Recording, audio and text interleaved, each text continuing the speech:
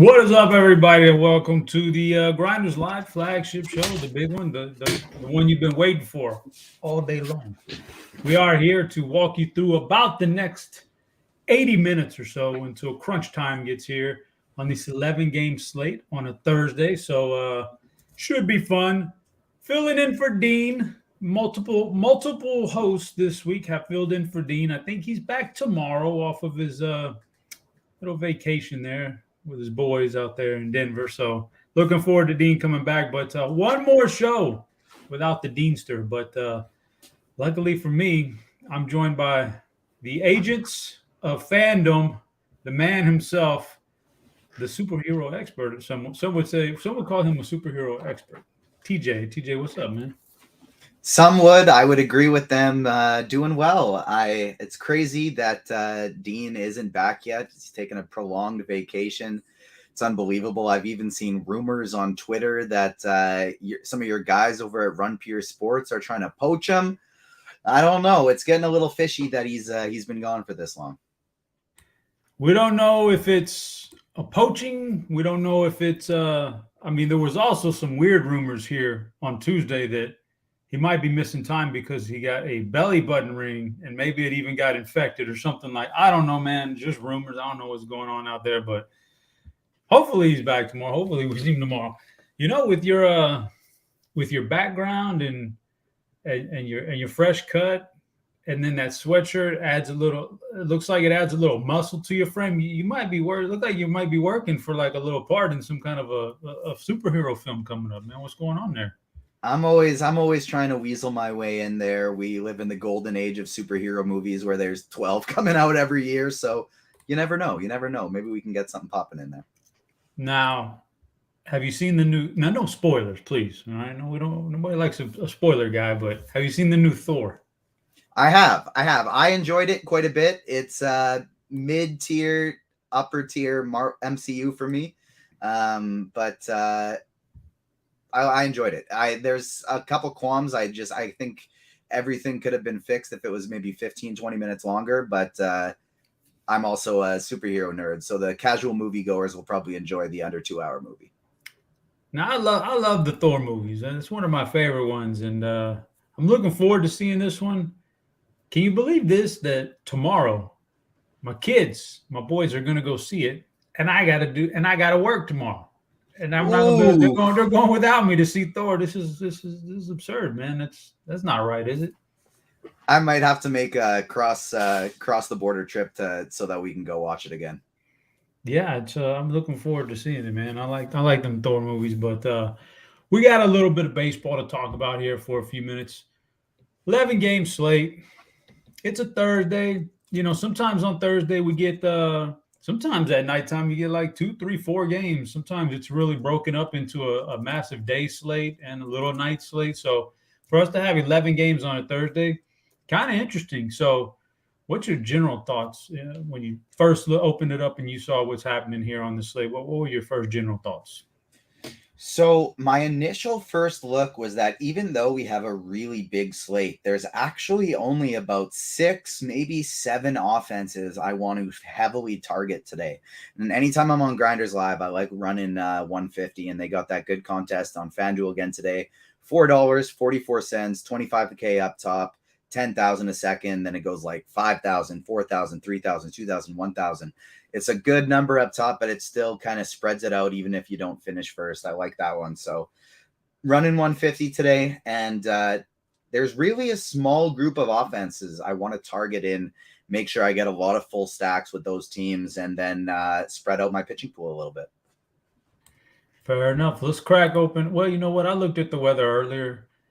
We'll have Roth on here on Crunch Time, and we can ask him if we have any concerns, but I don't think anything looks bad tonight at all. I think it's all pretty clean and dry. And unfortunately, I was led astray last night in the Washington game. I'm not gonna lie. I had a lot of Josiah Gray, and I think that was last night or the night before that. I think it was the Washington game. Sometime the Washington game got canceled, and they got me. So I'm gonna have to have a word with Roth on that one. He's out there fishing a little too much, man, and not helping him out. But I've had the weirdest DFS stretch lately, the past couple weeks.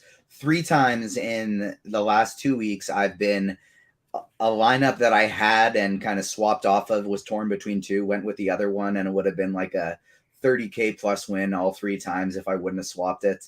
And then just a bunch of really unlucky sweats up top, and then a bunch of really lucky sweats to stay above that min cash line. So it's like, I can't complain too much because it's been profitable, but it's also been so close to greatness. So it's been an interesting little stretch.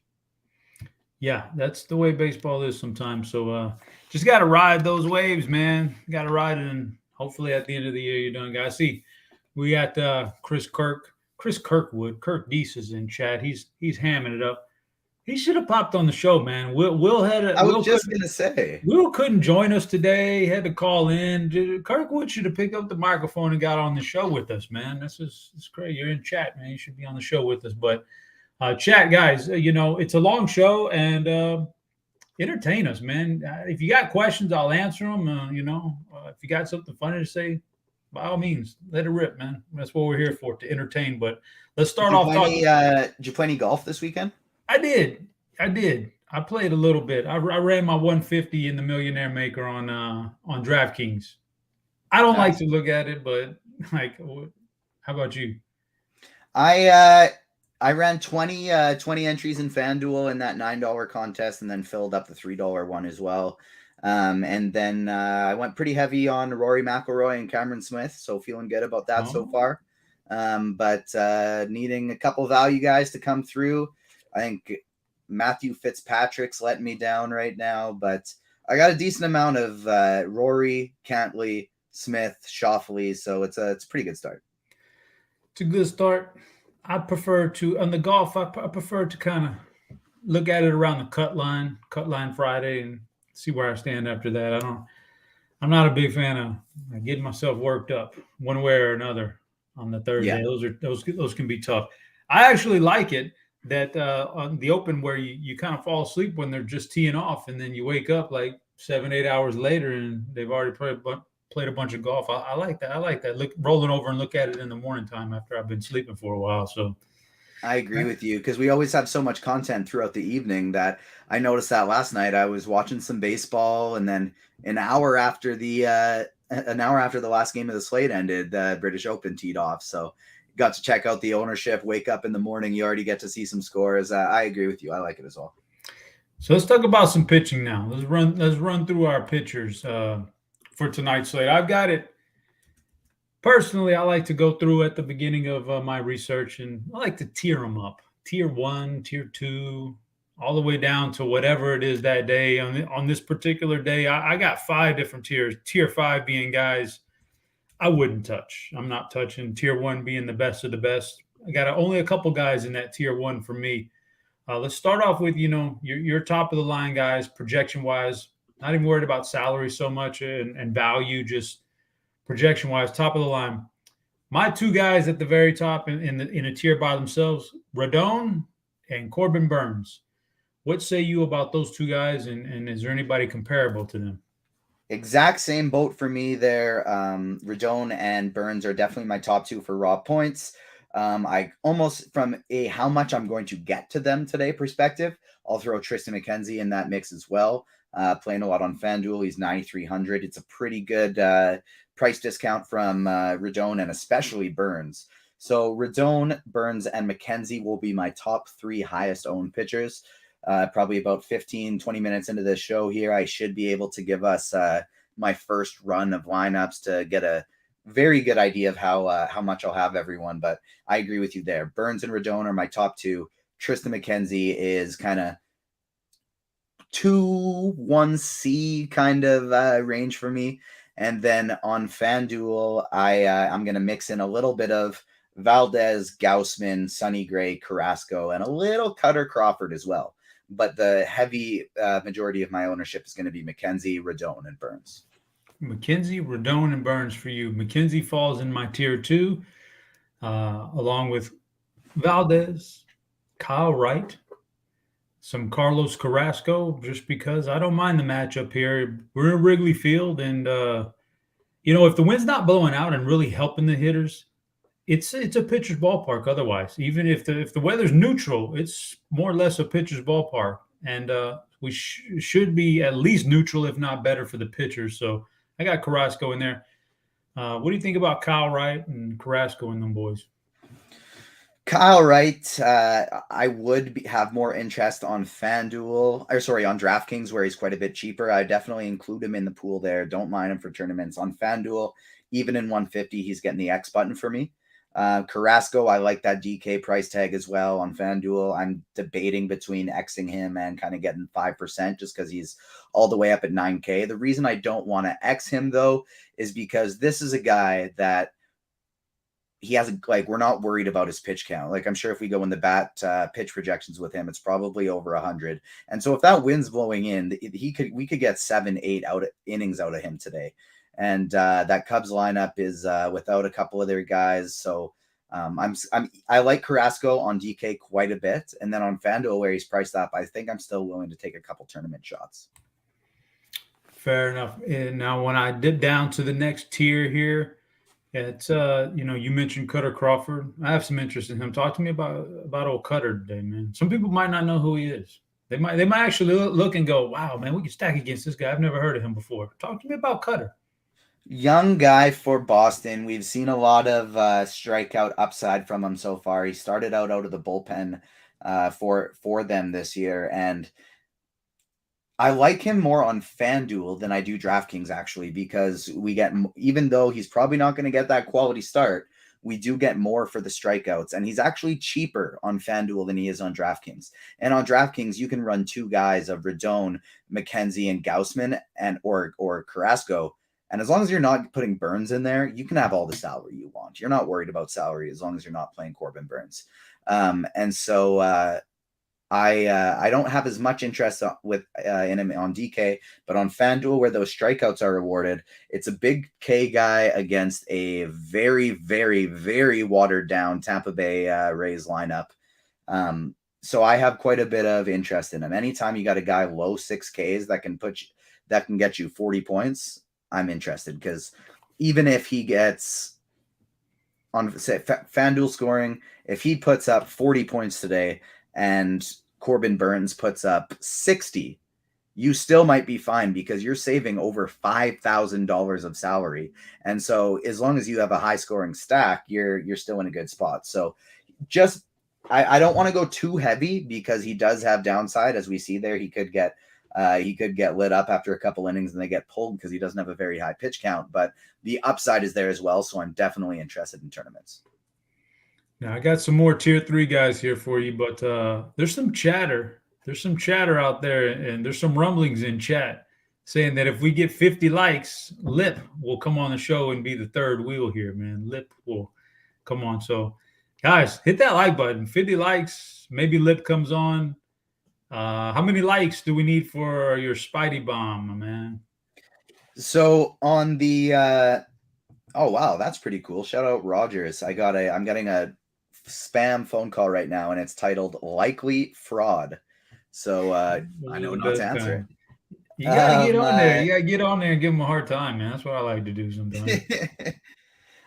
So what I like to do for the Grinders live shows, because these are so long and we have more and more people piling in as the show goes, we get a Spidey bomb every 50 likes. So at 50, at 100, at 150, however many we get, Spidey bomb comes every time we hit multiple of 50. Oh, a running Spidey bomb. So the first 50 gets us a Spidey bomb and maybe Lip. The next 50 gets us another Spidey bomb, so on and so forth, guys. So come on, man. I need some more likes out there. Who knows what's gonna happen? Maybe if we get tell me. I think the big talking point, especially on DraftKings, that we have to talk about is Kevin Gausman, because he's been out upwards of 2 weeks now, close to 2 weeks. Got hit in the foot with a ball. Hitting the balls, man, with a foot. Hitting the ball with a foot. That would have been worse at the moment, but he probably would have been back a little quicker. He's 8,600 on DraftKings, which is very cheap. On FanDuel, he's up at over 10K, and so he's more of just a tournament option. But he's definitely in the cash conversation for DraftKings, because if this is Gausman full speed ahead against a Kansas City lineup that, because half of their team is unvaccinated, they're just got a bunch of their ball boys in there.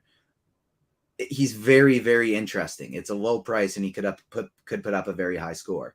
This is also a guy that before he got hurt was struggling. He was tipping his pitches. He put on a gigantic, like 2 foot by 2 foot glove that he couldn't even field grounders with. He had to knock him down.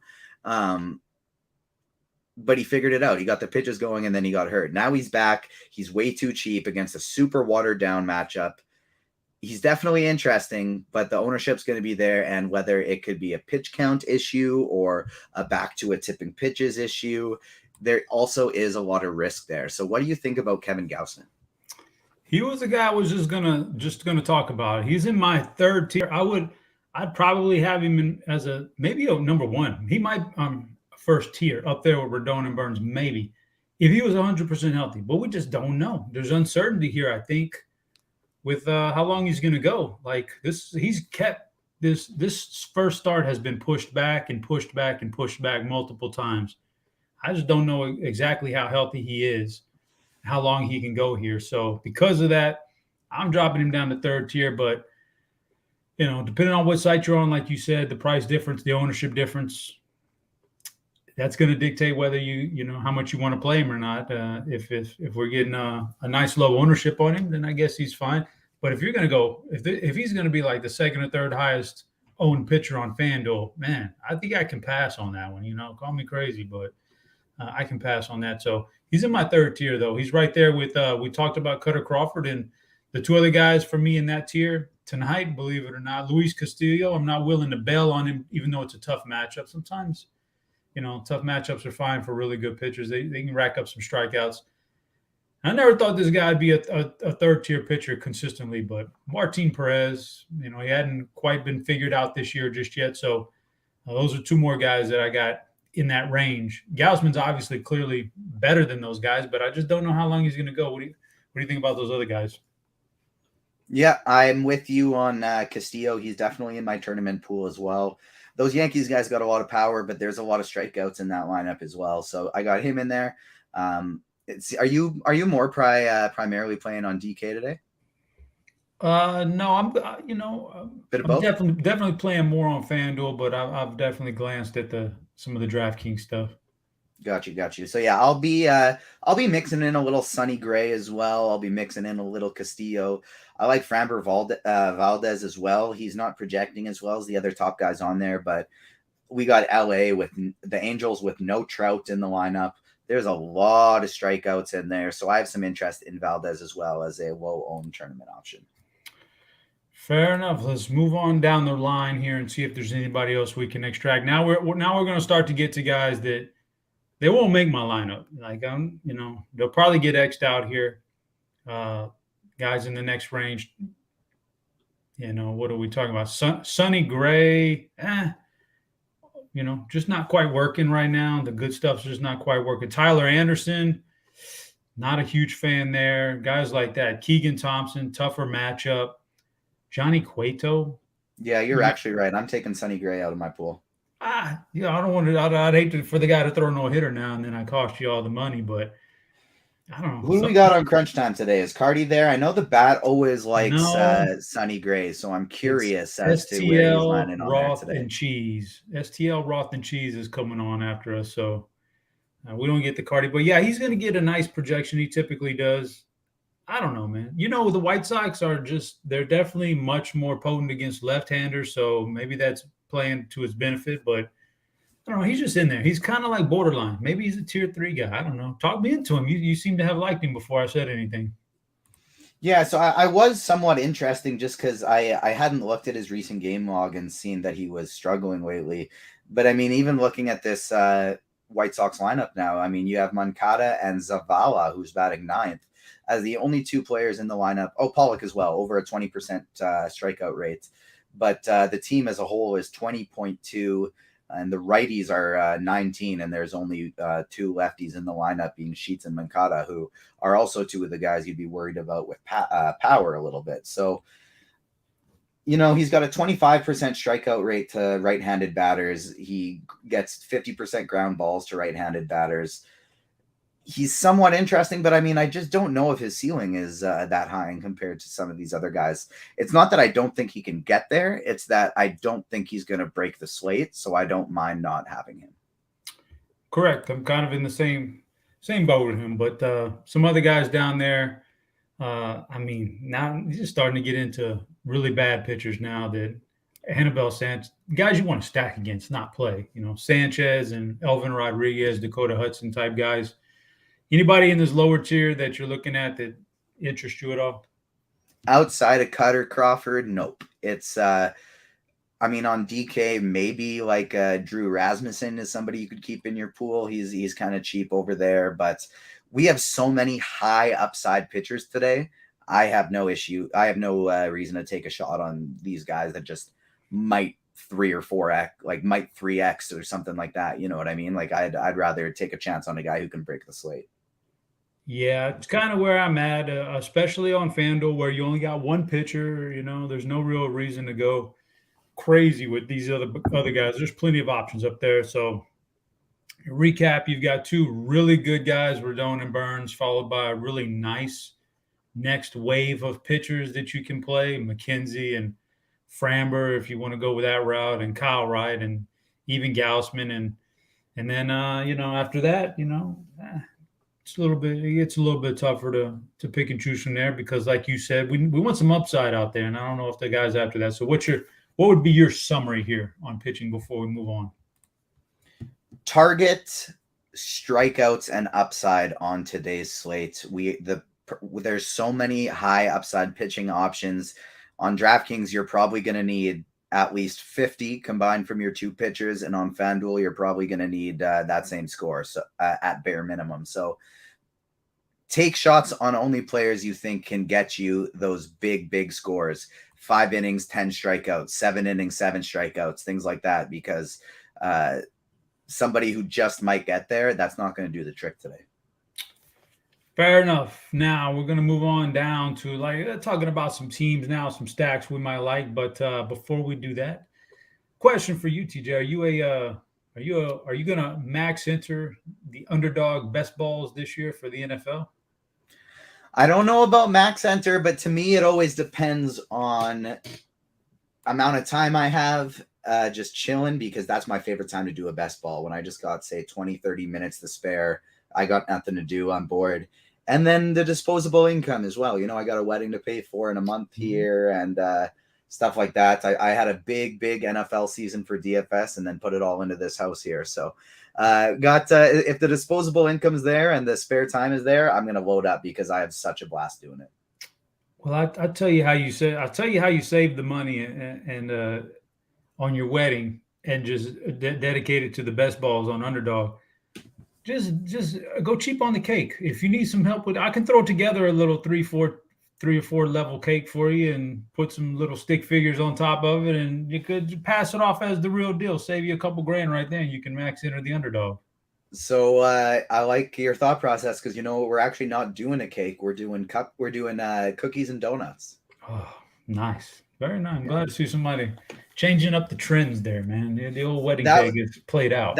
That was a big thing with our when we were looking for a venue, is we wanted to find a place where we could bring in our own food and liquor. We didn't want to have to be like their stuff, and so we're doing my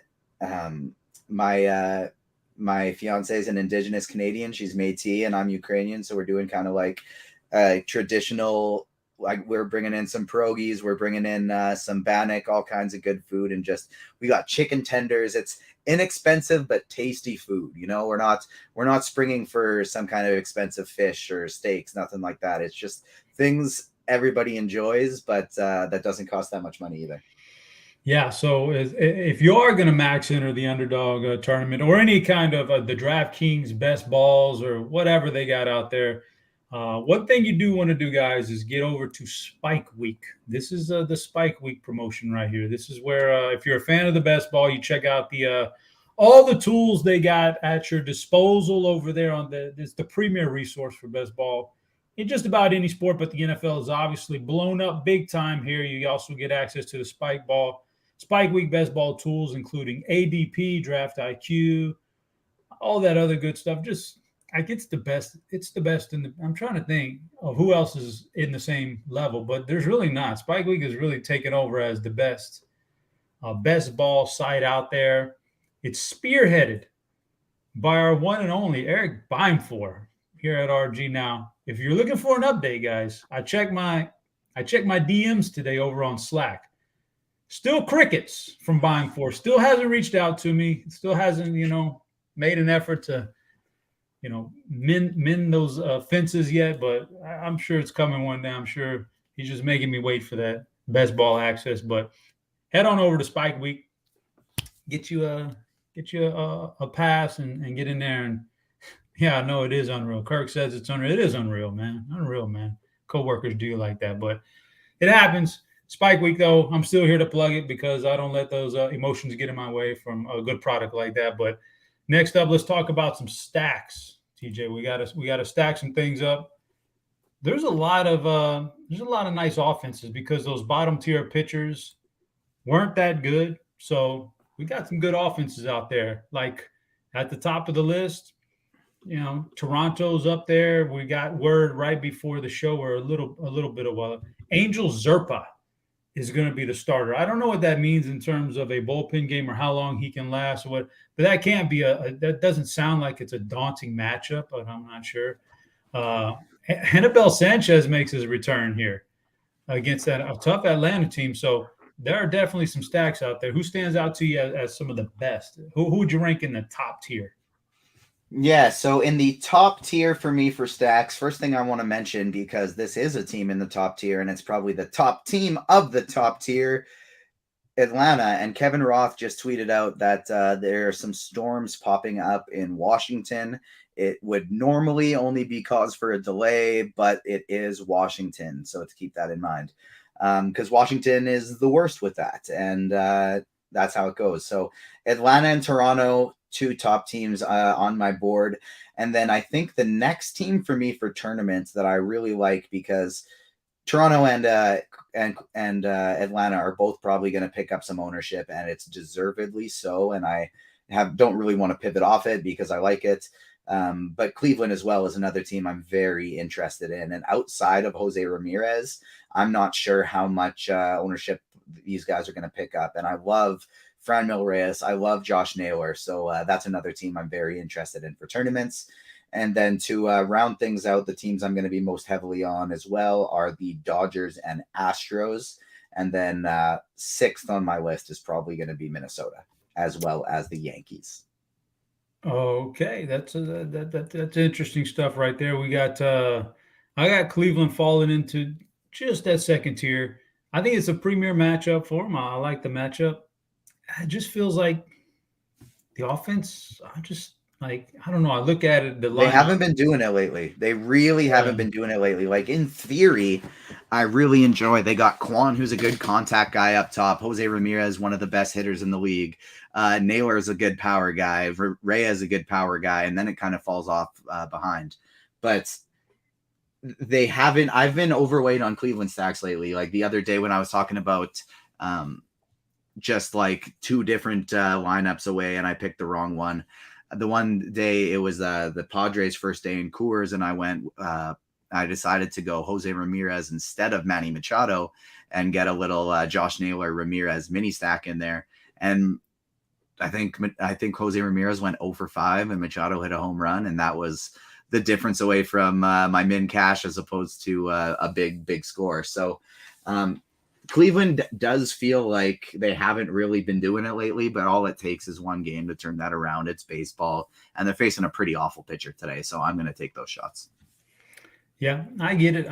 It's a really good matchup for them. We're talking about out of all these starters, they're drawing the guy with the highest xFIP on the whole slate. So I get it. We've talked about Atlanta, love them. Toronto, love them. Cleveland's in the mix. Let's talk about some other You mentioned Houston in passing. Are you afraid of the lineup is just not whole right now? It's just there's a lot of missing pieces that are really good. That doesn't scare you off at all?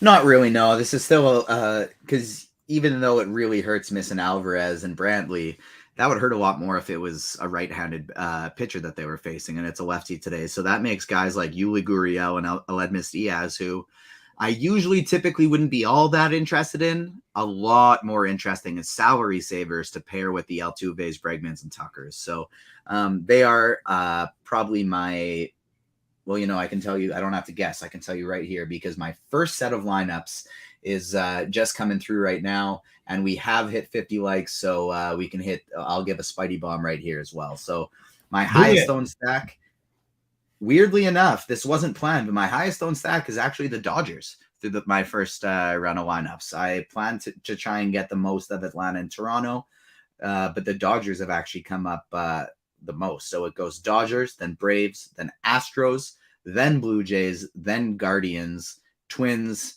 Cardinals, Yankees, a touch of Washington, a sprinkle of Texas and Seattle, and that's it. Yeah. You mentioned Gurriel.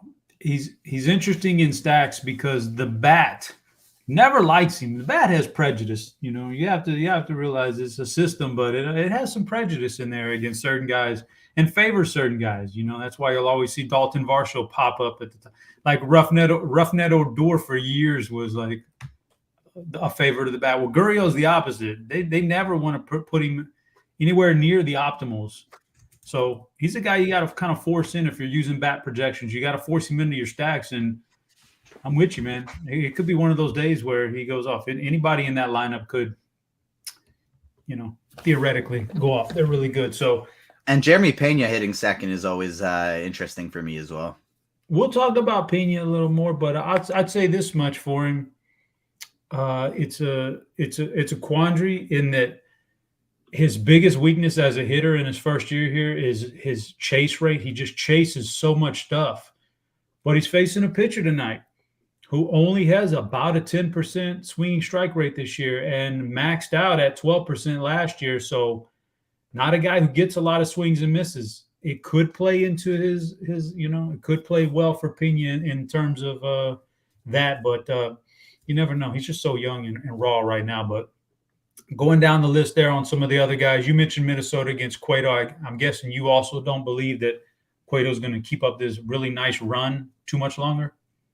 No, not in particular. Like the weather in this game, the wind's blowing in, that has me shying away a bit of getting too overweights on them. But Minnesota is still going to be a mid-tier stack for me. And I love Buxton as a one-off. He's one of my favorite one-off bats today. Carlos Correa, I think, is a solid one-off as well if you don't want to full stack them. So this isn't one of my top teams, but they're definitely in the mix. Yeah. So let me see what else we got. Anybody else you want to talk about? Is there anybody else that is jumping out to you before we move on to the next stuff? Like any other Martin Perez, you going to stack against him, or are you more likely to play Perez or stack against him? I guess more likely to stack against him because he's priced up on FanDuel here, and Seattle's a team that never picks up a lot of ownership. And I know you like Julio Rodriguez a ton, so do I.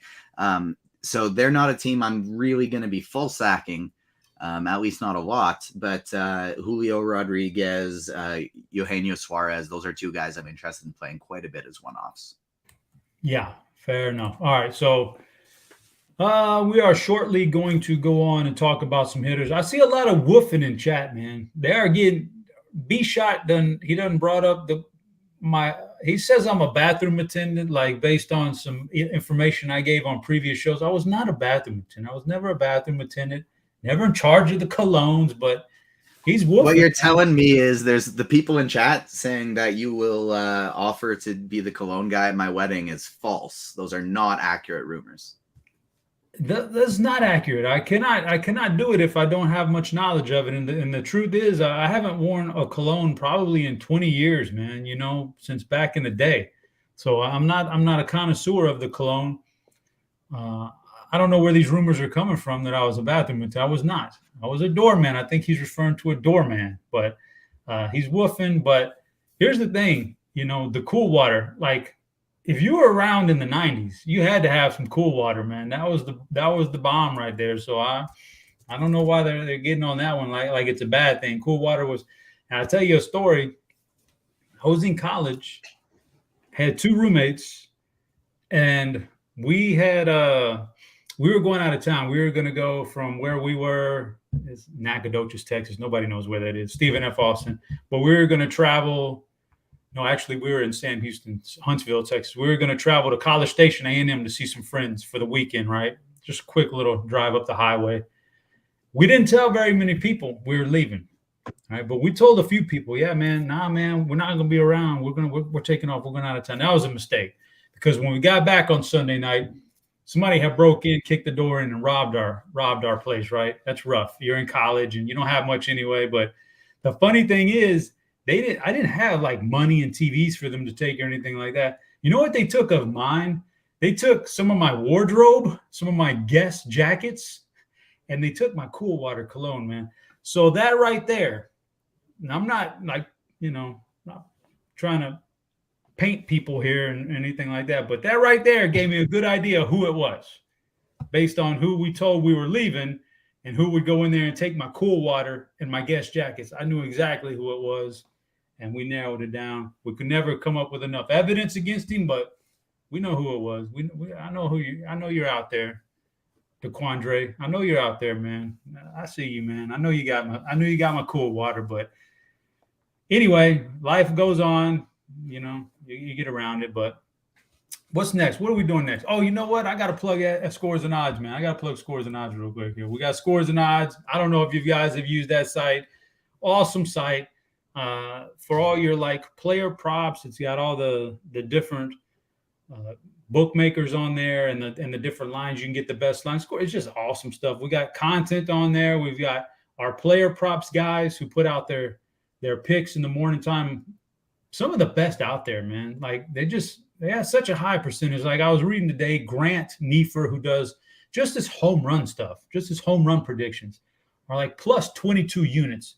That's really good. Like that's pretty good stuff right there. The player props, you don't get much better than Scores and Odds, but it's also just like a one-stop shop for, all your lines right there. I can't wait till sports betting is legalized in Texas, so I can use it even more than I am now. I can't wait for college football to come around in about 2 months so we can get on there and give some picks and all the other good stuff. So you ever go on to Scores and Odds and take a look at anything, TJ? Yeah, absolutely. Especially since I've joined the RG team and kind of gotten to know more of the guys doing the content and having some Slack conversation, stuff like that. I was just on the Food for Thought pod the other day with Luch and Will. And of course, Luch does a lot of Scores and Odds stuff. So we were talking a lot about that. And I agree, like great content there, and stuff Grant's doing right now. It's just absolutely unheard of. Yeah, he's on fire. But we'll move on to some hitters now. And where are we at on likes, man? I can't even see the likes, but we're we over 50. Oh. So it's time for our first Spidey Bomb. We also got over 200 people watching right now. So as soon as we get 100, we got the second Spidey Bomb coming. And this is tough because I'm not going to go against Spidey. I'm going to do what he says, but I'm going to give a little bit of a disclaimer first. So, he's still here. He's talking in my ear.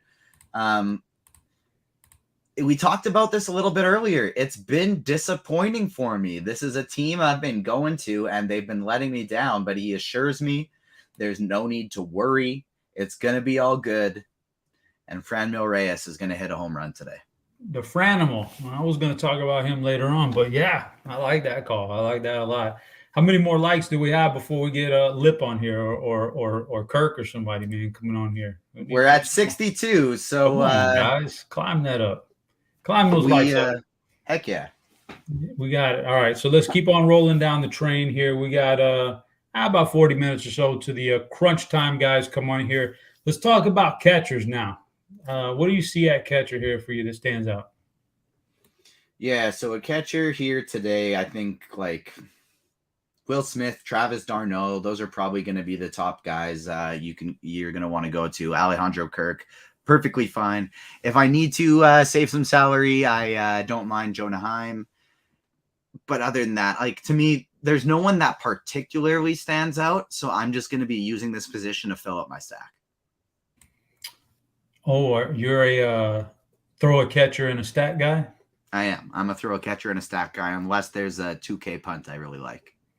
Yeah, some people don't like that. Some people like to keep their catchers away. But I agree with you. The only guy I had a couple guys highlighted, but they didn't make the lineup. But they were cheap ones anyway. You're either gonna punt this position on DraftKings, or you're going to spend up on it on DraftKings. And on FanDuel, you're really just going to spend up on it. Like you shouldn't be taking really bad catchers on FanDuel since you don't have to take a catcher at all. Kirk was the guy I highlighted. He's kind of expensive, drifting way down into like I know you like Crawford a little bit here, but Bethancourt batting fifth for a pretty good price on DraftKings. It's a fair punt option. You just want your punt guys to be able to do something.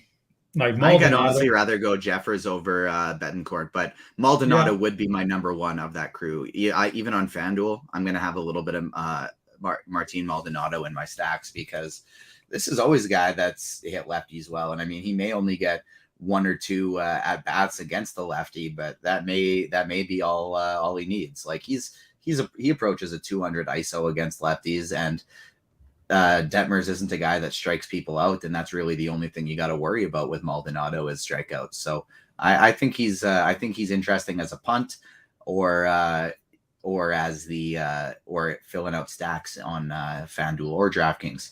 Martin Maldonado has the highest hard hit percentage of any Astro against left-handed batters in the last 2 seasons. That's interesting. 52.4%.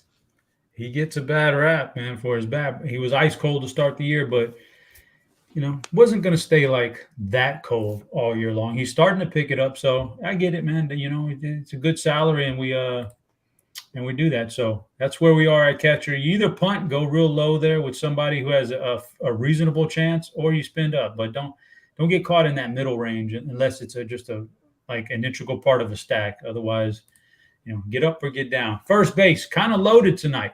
Talk to me through some of those first basemen. Yeah, so at first base here, Vlad Guerrero is going to be my top option on the slate. Matt Olson's going to be number 2. Freddie Freeman's going to be number 3. Paul Goldschmidt's going to be number 4. Those 4 guys to me today are just by far the top options. For tournaments, the next guys I'd want to look to for as maybe like one-offs that no one's going to be playing. Pete Alonso, Anthony Rizzo, those 2 guys interest me.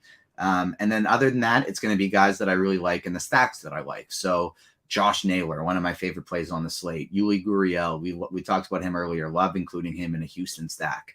If you need to save salary, somebody like a Jake Lamb or Albert Pujols in your Dodgers or Cardinal stacks.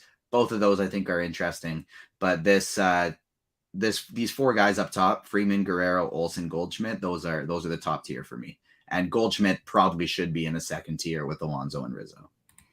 Yep, the guys I highlight, Olson up there, number 1, with Vlad. Goldie always hits the lefties well, and Naylor and Santana. Santana, a little bit of a, this might be, Santana he's got some fair numbers against Perez. This might be my BVP play of the day, Santana. You know what? I'm going to call the BVP on Santana against Perez. I'm calling it. That's my BVP play of the day. I think he gets there. He's picked it up lately, hitting well. I'm going Santana, BVP play of the day. But there's a lot of good first basemen in there. Second base, not as good. We have I highlighted Altuve, but he's super expensive. You can go that route. Other than that, I think Jonathan India, otherwise known as X-Pac, is a really good salary on DraftKings. I don't mind the matchup against Cortez. So those are the 2 guys I got in 2 different price ranges right there. What do you think about second base? You having just as hard a time finding guys as I am? Yeah, second base has just been ridiculously weak as of late, and so mostly this is going to be a stack position for me. The only players I'm interested in getting as a one-off are going to be Jonathan India batting leadoff, 2,400. He's just still too cheap. Even though it's a tough matchup against Cortez, he's too good of a hitter to be 2,400. I'm getting an uncomfortable amount of Max Muncy, even though he's batting 7th. And And I think that's kind of the contributor as to why I was getting so much Dodgers in my first run through there, because a lot of these back half of the lineup guys are really cheap. But my favorite option on the board is going to be Jose Altuve. He's my top guy overall. And then if I'm spending down, it's going to be India or Aledmus Diaz. Fair enough. We got a Discord giveaway. Discord giveaway. Or Muncie, of course. 2 winners for today. Hit the little party icon in the live stream chat. I need to pull up the live stream chat, but you got the Discord giveaway going strong. We got, you got to hit the little button in there.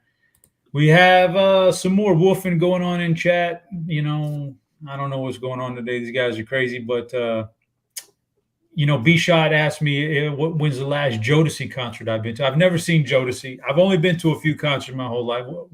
Are you a big concert guy, TJ?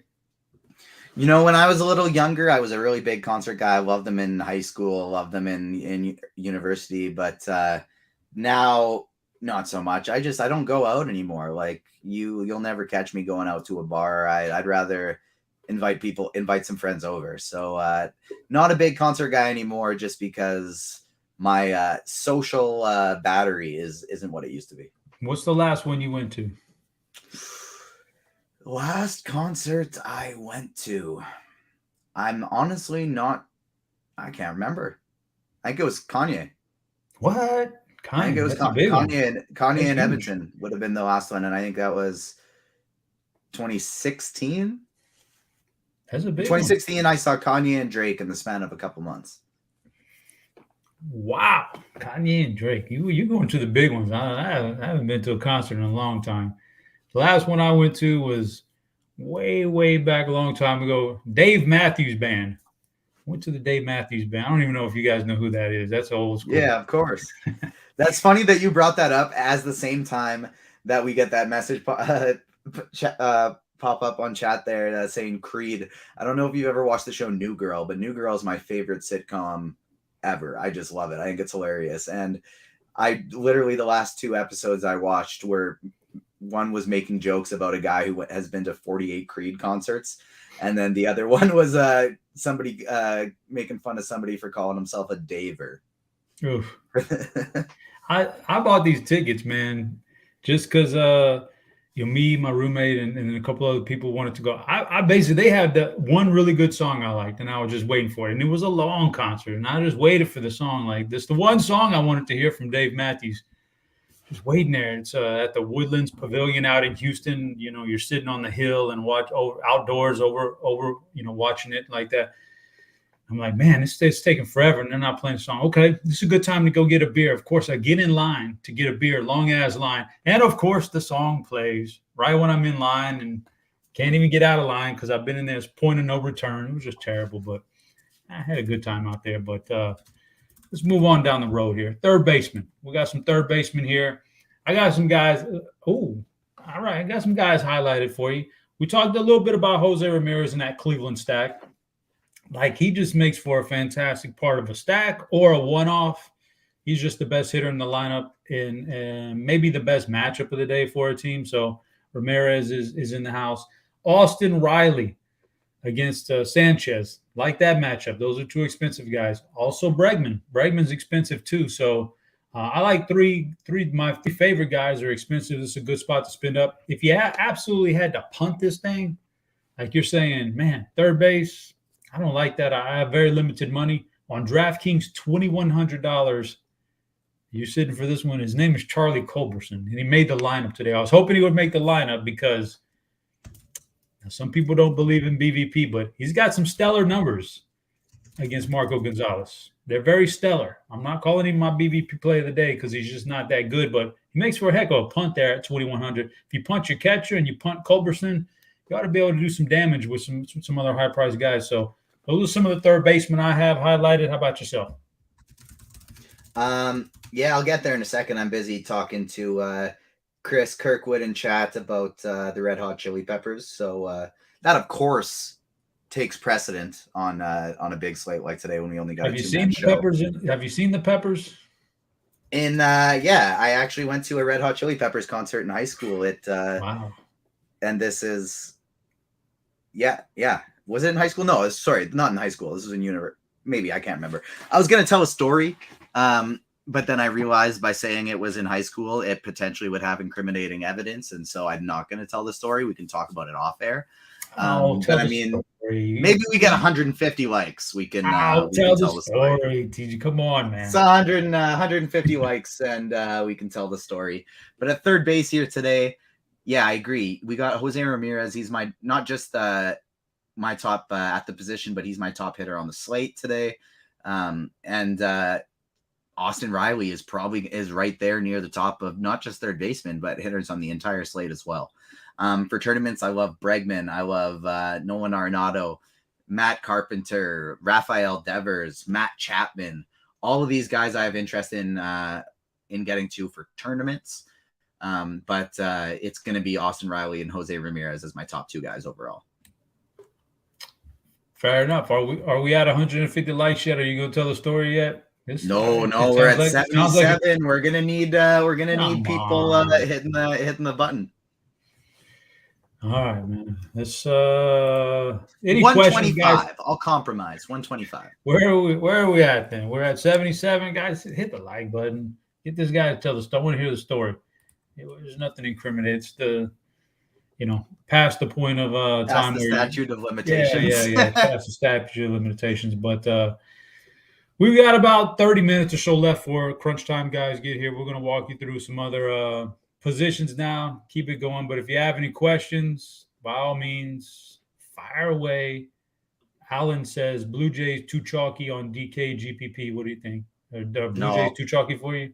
I don't think so. Like maybe if you're doing a full 5-man Blue Jay stack, when there are this many good pitchers, I don't worry about it as much because yes, we always talk about it's better to differentiate at your bats than it is at pitchers. That's true. But when we have this many high projected players, you can get a little bit different. So if it's going to look like Carlos Rodon and Kevin Gausman are going to be the chalkiest pairing on DraftKings, or maybe with Tristan McKenzie, well, then maybe you go Corbin Burns and Carlos Carrasco with your full Blue Jay stack, something like that.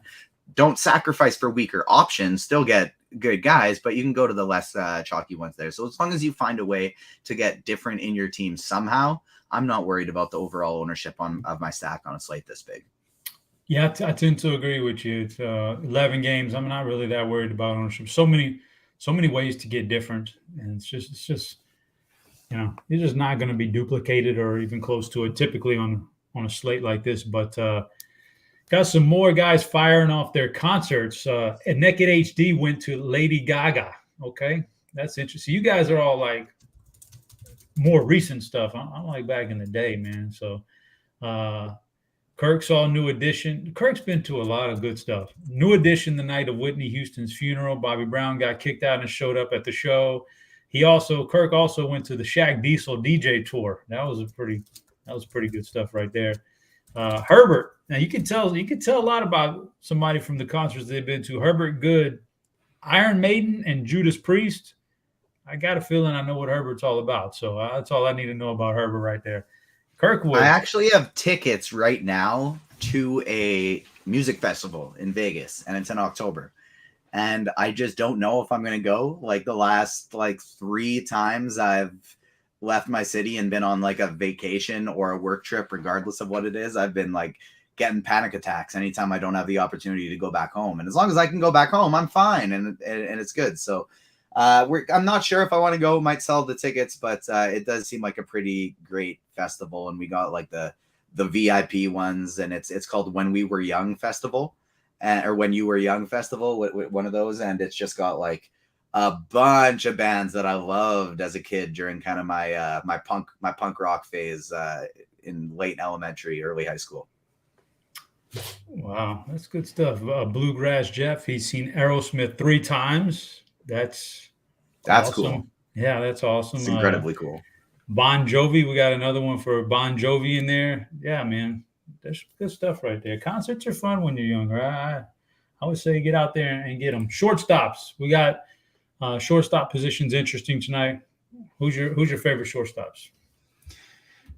Yeah, so shortstops today, EDC is the best. I've never been to EDC, but my one of my groomsmen groomsmen, Garrett. He's my one groomsman from the States. I actually haven't met him in person yet, but he's who I run this website with, Agents of Fandom, and he just went to EDC in Vegas this year. He had a good time.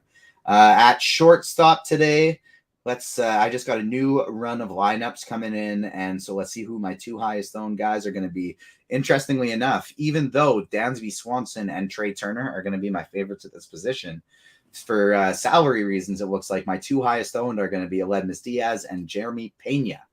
I don't mind somebody like Andres Jimenez for Cleveland in a stack. Bo Bichette is a fantastic option as a one-off or in a stack. Carlos Correa is another guy that I feel similarly about. And then some other guys that aren't in as good of spots, but I'm still trying to get small pieces of, are the Francisco Lindors, Bobby Witts, and Corey Seagers. Yeah, I'm with you. Carlos Correa is one of the guys I highlighted for sure. Jeremy Pena, because I'm interested to see what he does against a guy who doesn't get a lot of swings and misses. Although, Detmers could throw a lot more changeups to him. That's going to be Pena's kryptonite right now. So we'll see if he ups his usage of changeups to Pena. Otherwise, Pena might not swing and miss as much, which is going to be good. So, and I'm with you on those other guys. Plenty of time here, 20 minutes. Fire off some questions, guys, or any kind of topics or conversation you want to talk about. We're going to go to outfield now and talk to me about some of your favorites. We talked about Franimal. I was gonna talk about him. He's definitely one of my favorites. But some of your other outfielders that you're eyeballing tonight. Yeah, so Franmil is definitely one of my favorite tournament options. But in general, Ronald Acuna Jr. is probably going to be the top play on the slate here. George Springer is still under 4K on FanDuel, which just seems crazy. He's probably going to be number 2 for me. Aaron Judge, interesting in tournaments. Byron Buxton, one of my top plays here as well.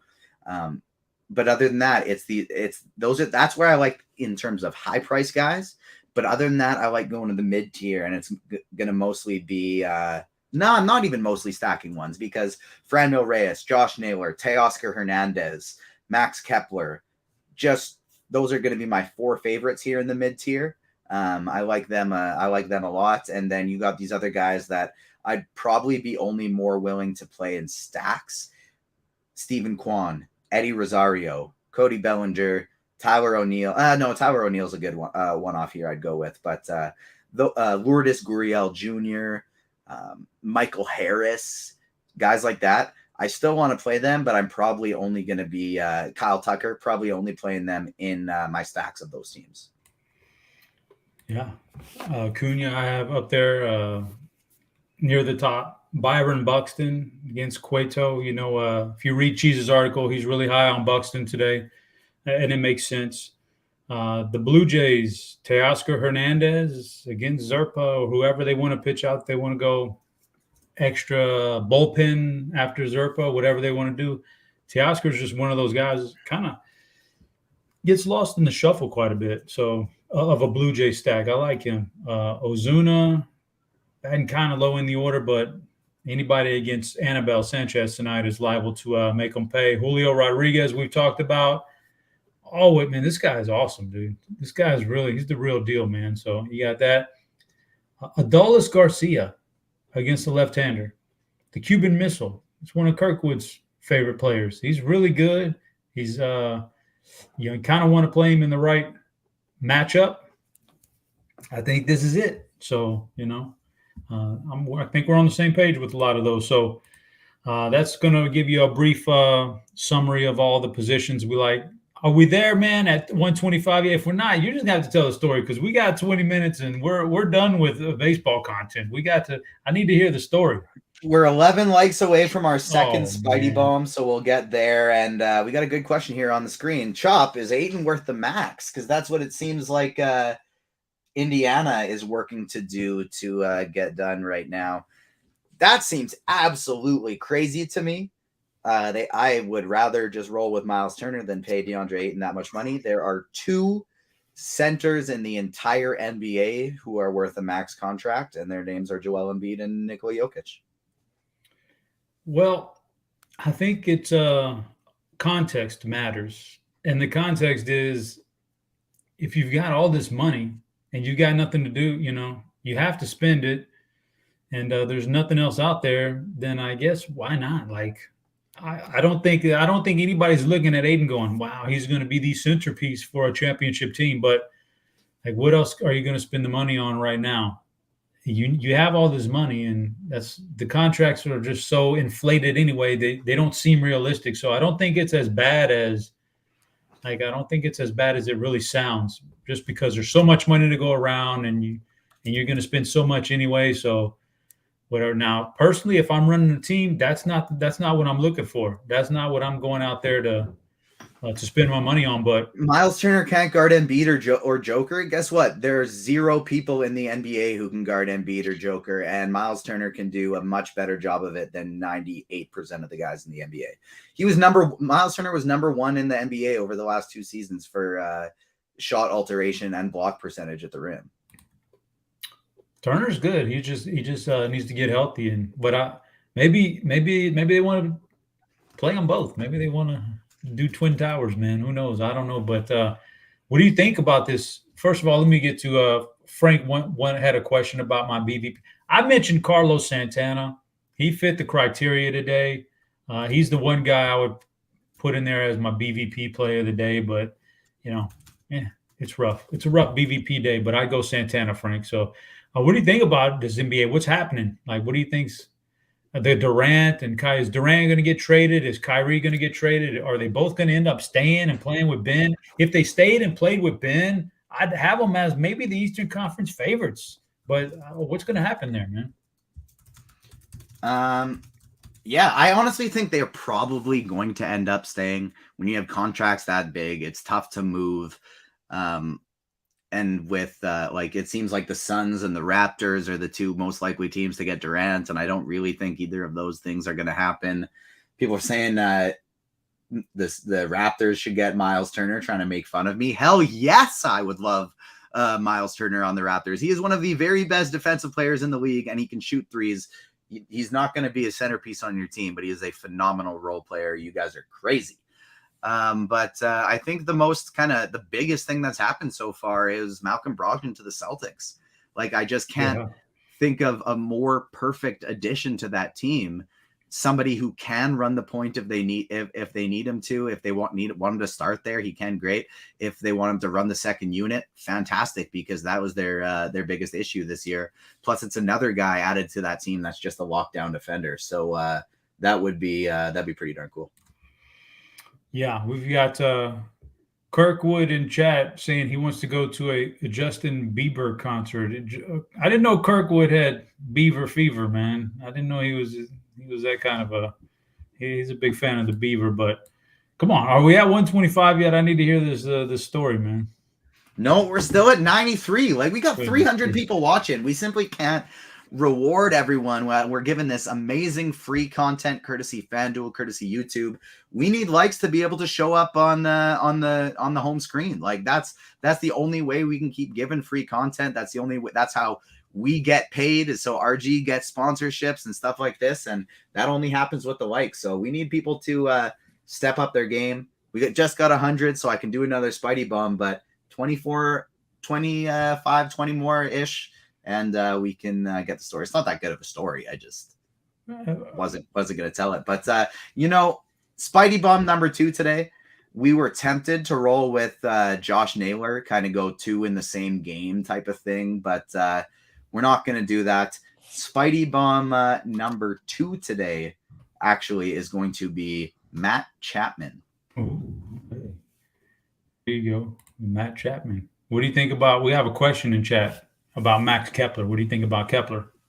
Yeah, I like Kepler a lot today too. Like Kepler and Buxton are 2 guys, and Correa are 3 players that even if I don't want to full stack Minnesota, I'm very interested in as one-offs or mini stacks. Interesting. We got Bobby Gomes, the legend. Bobby Gomes pops up in chat and says, Beaver is the GOAT. Like, it must be a Boston thing. Gomes and Kirkwood, they're into the whole Beaver thing, man, the Justin Bieber thing. So it must be a Boston thing. Now, you're actually you're not from Canada, but you're in Canada, right? I'm from Canada. Born and raised in the same city that I live in now. So is Bieber. Like, Yeah. so are you a Bieber guy? Are you a believer? So like we're around the same age, and I like as that was popping out, like I think he's a little younger than I am, but as he was popping off, I remember hating him, like when I was in like elementary school, high school. But now that we're both adults and he's making some hip hop type music, like I think he puts out some good stuff every now and then. I like him a lot more as a feature on other songs than I do his own music. Interesting. Jeremy has a comment for you in chat. I don't know if you saw this one about the Professor X in the upcoming Mutant movie, being played by Giancarlo Esposito. Well, that'd be a fun little. That'd be fun. I think Esposito would make a better Magneto than he would a Professor X. But I think that would. I always see Giancarlo Esposito as a villain. I think he just does that phenomenally. But yeah, it's going to be exciting that like the X-Men and the Fantastic Four are Marvel's two biggest properties, and they always have been outside of Spider-Man. And because they've been owned by Fox and different companies, the movies that have been put out, just aside from a couple, just haven't been very strong.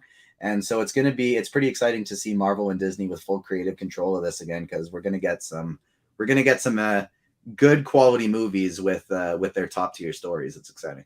Now, did you know that there was an X-Men called Forget Me Not?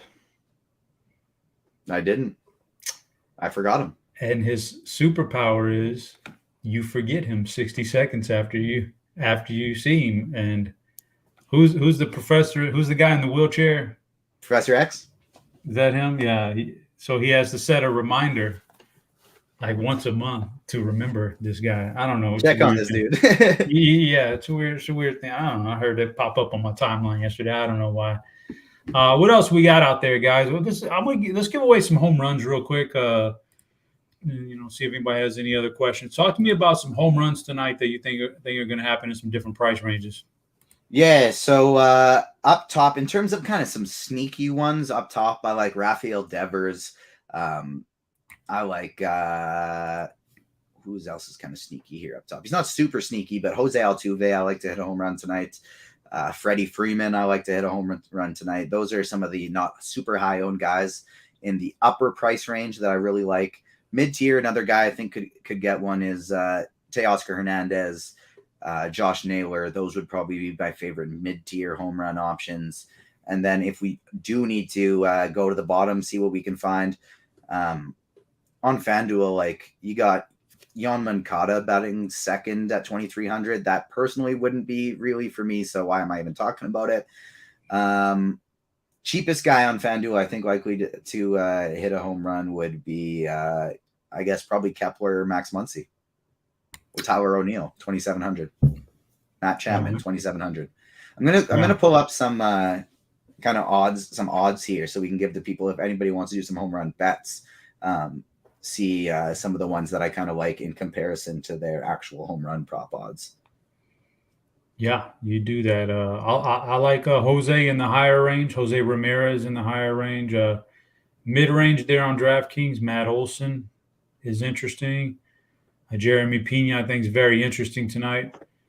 Let me see the cheapest one I think Carlos Santana is the cheapest guy I would go to on DraftKings and say there's a home run right there. That's a possibility. We got a question in chat. You pull up some odds for me. We got a question saying, how would I rank pitching on FanDuel tonight? Gausman number one? No. Gausman is not my number one. On FanDuel, definitely not. I think that there could be arguments to be made for that if you feel like he's going to be full go on DraftKings where he's super cheap. But on FanDuel, it's definitely not him. My number one on FanDuel, I think I just got to roll Rodon. He has, some poor outings sometimes lately. He's not spotless anymore, but he's still on this slate. Him and Burns are 1A and 1B, but I think the matchup is a little better for Rodon than Burns. But I go Rodon than Burns. Then I think I'm going Tristan McKenzie tonight at number 3. Then I think I want to go Kyle Wright because I believe This matchup is really good. And then my fifth guy, I would round it out with, I guess, Framber.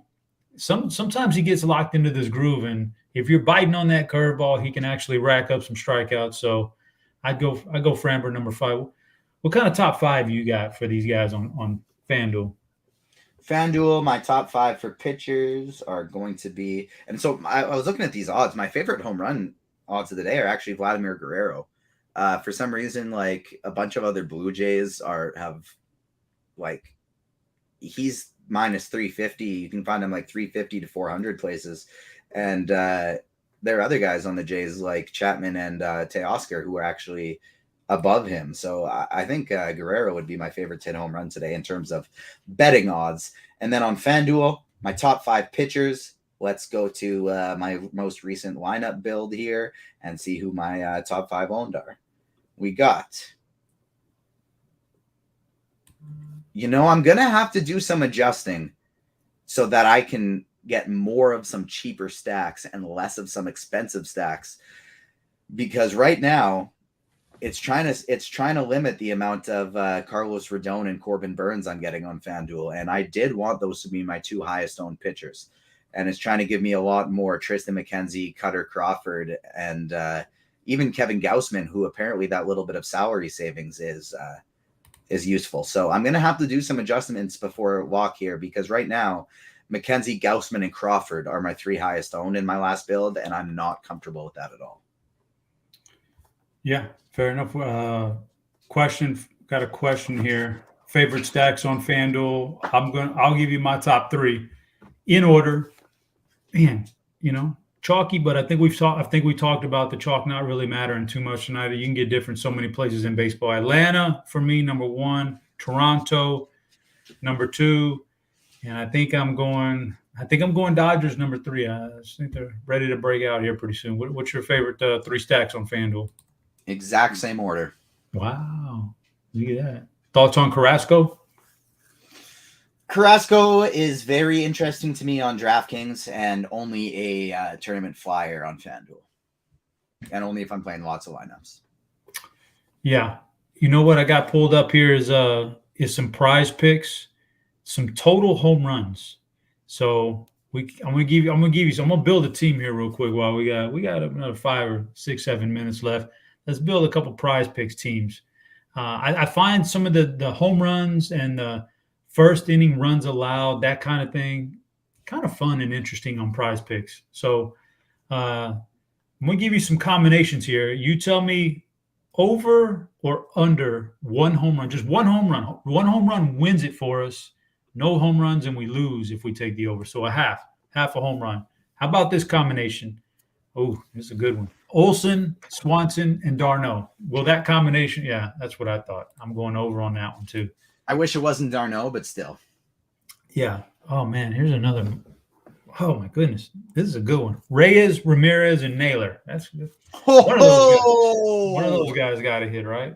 That is my favorite possible one ever, because those, I could see them going back to back to back today. Yeah, that's just a really good combination right there. Betts, Muncy, Will Smith, and Freeman. So we get 4 Dodgers: Betts, Muncy, Smith, and Freeman. Over or under a half a home run. I like that. I like the over. And you get a 4-piece right there. It's really interesting. Adolis Garcia, Corey Seager, and Marcus Semien, that 3-man combination. Will one of them hit a home run? I would just leave that one, if I'm being honest. I would not include that one. I agree. I think a guy like Adolis hits one, but I can't bet the over, so I'm gonna leave that one alone. Pete Alonso, Big Meat Pete, Francisco Lindor, Eduardo Escobar, or Mark Canha.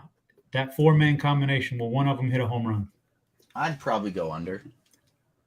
Yeah, that one's a lot tougher with that wind blowing in just a little bit in Wrigley. That one's interesting. And then Buxton, Correa, and Jorge Polanco. Will one of those guys hit a home run? Yeah, I like that. Buxton's the big one right there. That's the one. So Yeah. I think I'm going over there too. And then you got a little Astros trifecta: Bregman, Altuve, or Kyle Tucker. Will one of those guys hit a home run? Bregman, Altuve, Tucker. I do like that one as well. Yeah. All right, let's go. I'm gonna put a few ducats on that one right there. Let's talk about some more props. I don't know if you're familiar with Prize Picks scoring as far as pitchers are concerned, but let's just say it is very, very similar to FanDuel. You're going to get a lot more scoring than you will on DraftKings. So over under Kyle Wright, 34.5 points.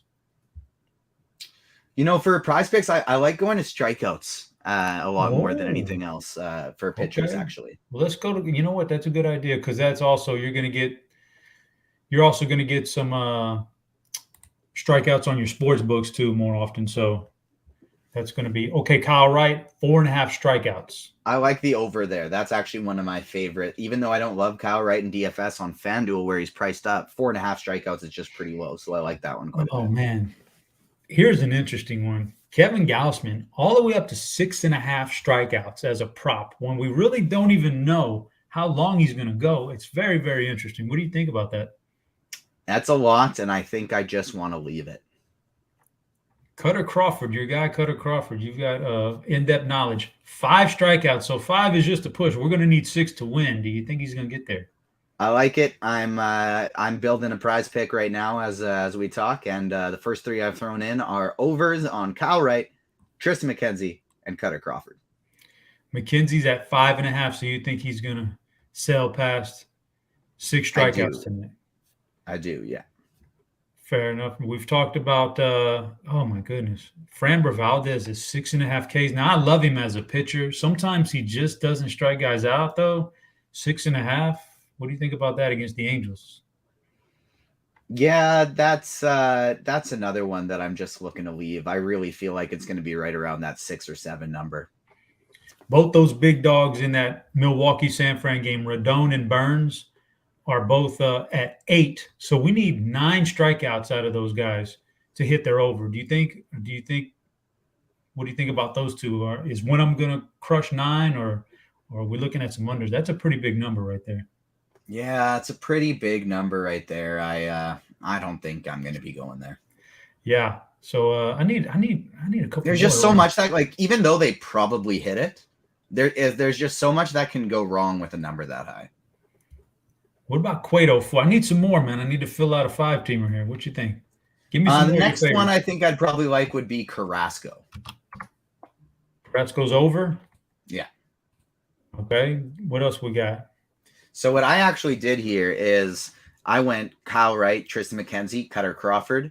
Then I added the Reyes-Ramirez nailer over home run because I just like that one so much with it. And to kind of get some correlation, I went Guardians and Tigers starting pitchers giving up more than 1.5 runs in the first inning. Sorry, more than 1.5 hits in the first inning. Interesting. All right, let me plug that one in real quick.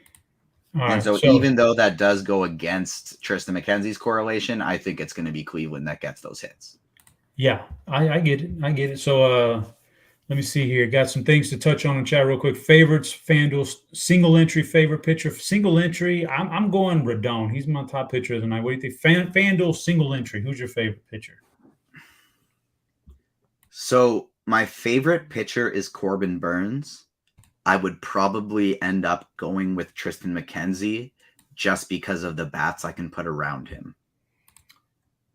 Yeah, okay. I get that. Fair enough. What about Don Yeezy wants to know what's the pitch count there on Gausman? I'm assuming he's talking about, like, I have no idea. That's the whole kind of mystery is I don't think we know. Do you have you read anything about Gausman? What he might? I haven't, no. Oh, okay. So he's saying Gausman's prize picks is 95.5. That's a lot for a guy. I like that under. Yeah, I agree. So I'm thinking that's very interesting because 95.5 is a pretty accurate number for him just when he's not been injured. First game back like this. Yeah. No, I did not. Kirkwood. No, I didn't see Milli Vanilli. I did not. They did have a couple jams, but no, I didn't go to a Milli Vanilli concert. Hoosiers is saying that Dean's favorite concert was Snow. The Informer. Do you know? Have you heard of Informer? The hit Informer from Snow.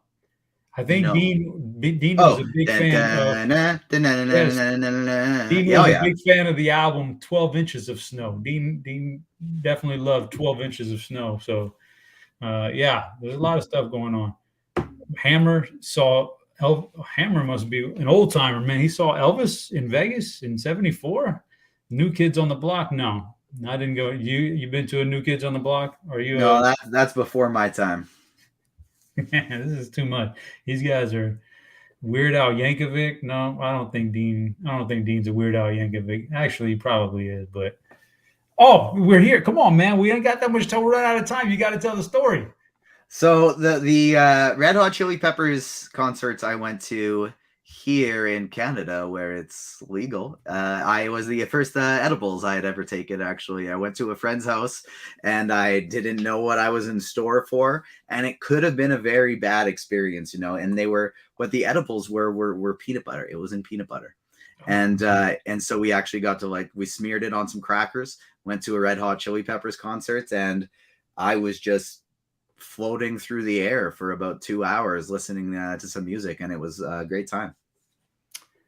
Yeah, those things are powerful.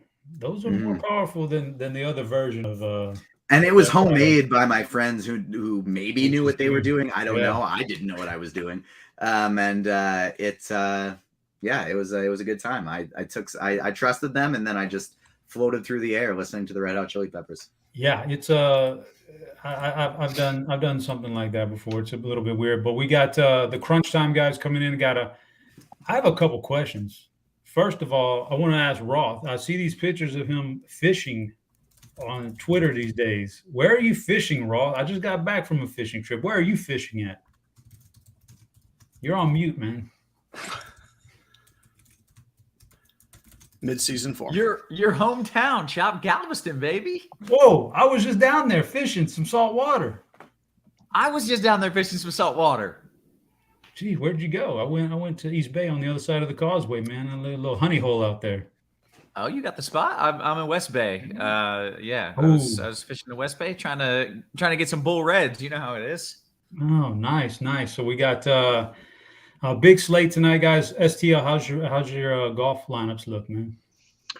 Not horrible, but not great. So I don't know. It's hard to tell after the first day, but I didn't play any Tigers, so I guess that's a plus. But yeah, it seems like there's some birdies to be had out there. So I would expect that leaderboard to shift around quite a bit tomorrow. Good. Can I count on Jay Smith cards? He's one shot behind the cut line right now. So yeah, is he gonna come around for me tomorrow? I didn't catch that. Oh, sorry. Is he going to come around for me tomorrow? I know nothing about this guy, but I just saw him on in some tags, and so I thought he made a hole-in-one last week, so I think he'll make the cut. He'll play well tomorrow, make the cut. If he makes the cut, I got some good, hopefully some good starting teams going. A lot of Cam Smith, a lot of Rory. So fingers crossed that we all have good days tomorrow. Let's do it then. All right, guys, we're going to hand it off to the Crunch Time crew. It was a pleasure for TJ. I was your host, Chop. We'll be back next week, but for now, we're out of here. Appreciate it, Chop, as always. And TJ looking cool. What was that all about? Did you guys see that haircut? That was different than the last time we saw him, which was like yesterday. Right, yeah. I thought he was I thought it was like SPK when I saw him. I was like, I did not recognize him, but congratulations. He has proven that he is still young and cool with that haircut. None of the three of us could do that because we are not young and cool. We're also Cards could pull that one off. Cards could pull that off for sure. Cards, you want to give that a shot? I'll need a still image, and we'll try to replicate it for sure. Hey, joined by happy to be back hosting here on Crunch Time, sponsored by Fanduel. Shout out to whoever was filling in for me while I was gone. Geez, maybe you know. One of the days it was Cards. One of the days it was me, and it was the weather day, and it was we made it work. We made it through. We waded through the Washington postpone evening. So yeah, it wasn't a fun day to have you gone, Roth. But Yeah. Since I was able to get through it and we got the analysis across, maybe you are expendable. Who knows? Right. Now, I'm not needed here, apparently. It's fine. No, that was not fun. I was there working. I was on the beach in Shop's hometown and not able to fully enjoy myself. But now I'm back full swing and happy to be here. If you are unaware of the reason why this show is free, it's because we're sponsored by Fanduel. They are the best in the biz. So go ahead, give us a quick little like there. And make sure to sign up for the Fanduel Sportsbook if you're in a legal sports betting state. New users get a no-sweat bet up to $1K. FanDuel Sportsbook users can take advantage of that. They get their bonus after their very first time bet. Happy to be joined by two of the sharpest minds in the biz. A couple of the OGs here. One, as per usual, Mr. Dave Potts, a.k.a. Cheeseisgood. Cheese, how you doing, man? I'm doing good. Yep, it's been it's been a long week without you, Roth. So we're all thrilled you're back. Right, I know it's very crushing without my incredible analysis, picking home runs from guys whose name I can't quite remember. I'm a real pro at this. We got Cards as well joining us. Cards, golf going okay for you? I heard this is good. I mean, okay, yeah, nothing. My lineups aren't completely dead yet, so that's always a win on Thursday. But it'll be interesting to see how tomorrow goes. Lots of chalk kind of hovering right around the cut line, so should be a lot of movement tomorrow. You're still rocking the golf backdrop. I'm not sure if you're aware of that. Yeah, I was, and I did that the other night, and we had a good night. So that becomes a superstition thing that we are not changing it. So yeah, we I'm 1 for 1 in profitable nights with the golf background and the baseball show. So y'all are just gonna have to deal with it. All right, yeah, I approve of that. We'll let it ride, and we'll talk about this slate in general. We had a late add to the weather report here in Washington, which really doesn't happen all that often, where I just don't have a game on there and I have to throw it on. But that would be the Nationals. If it wasn't the Nationals, I wouldn't be worried almost at all. But God, I hate the Nationals. I'm assuming we want a pitcher here. Is that why there's a little bit of an issue, Cheese? Honestly, no. I mean, someone might kind of want Kyle Wright. But I would say no to the pitchers. But it is probably the chalkiest offense on the slate. You just can't fade it. You just can't. There's two storms, and the timing of the storms is really obnoxious, where they might move in 30 minutes or an hour after first pitch. So then if they late start, then I'd start to get nervous. Okay, now they're going to late start for a storm that's an hour away. That's almost always a bad sign. But I mean, there's just too little storms. There's no way I would fade this. And I feel like Washington has burned me saying that like a half a dozen times, but I would just hold it. Geez, is that your game plan? Yeah. So, I mean, I would say if they announce a late start, it would be, I mean, it's the first game right at lock, then maybe you swap off of some. But as long as they start the game, then as we say, once the game starts, it's no longer up to Washington to cancel it. Yeah.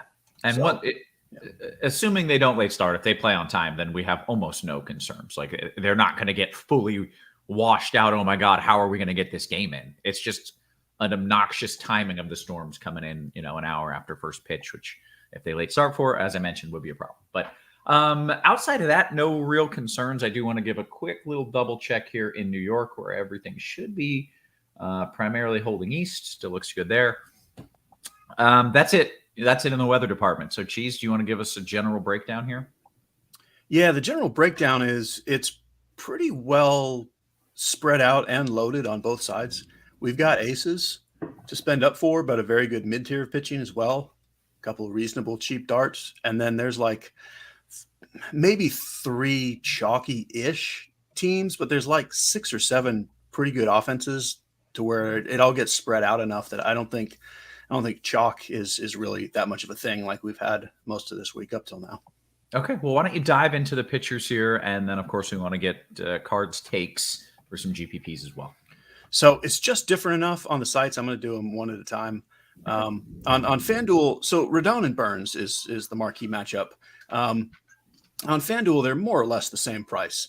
I slightly prefer Burns, but like this is a 50-50 toss-up of either one of these guys can break a slate anytime. But if I have the $400, I'm playing Burns first, Rodon second. I like Gausman, but at 10-1, I'd rather either find a way to get up to Rodon or just go down to Tristan McKenzie, who I like just as much as Gausman. And that's the bulk of it on FanDuel is those 4 guys. But there are some lineups where you can go cheap. All the way down to Cutter Crawford. If you desperately want all the salary in the world, he's 6,200 and he'll strike some guys out. I also like Keegan Thompson. I like him more on DK, but 7,400 is also fine. And I do have a fair amount of lineups with him just so I can load up kind of those high-end Braves or Blue Jays stacks. But Rodon, Burns, McKenzie, Gausman, that's kind of it on FanDuel for best plays. Okay, isn't Keegan Thompson on SNL or Something guy? like that? Yeah, Isn't it? Just ringing a bell. Are you thinking of the old Keenan? Yeah, Keenan Thompson is his name. Yeah.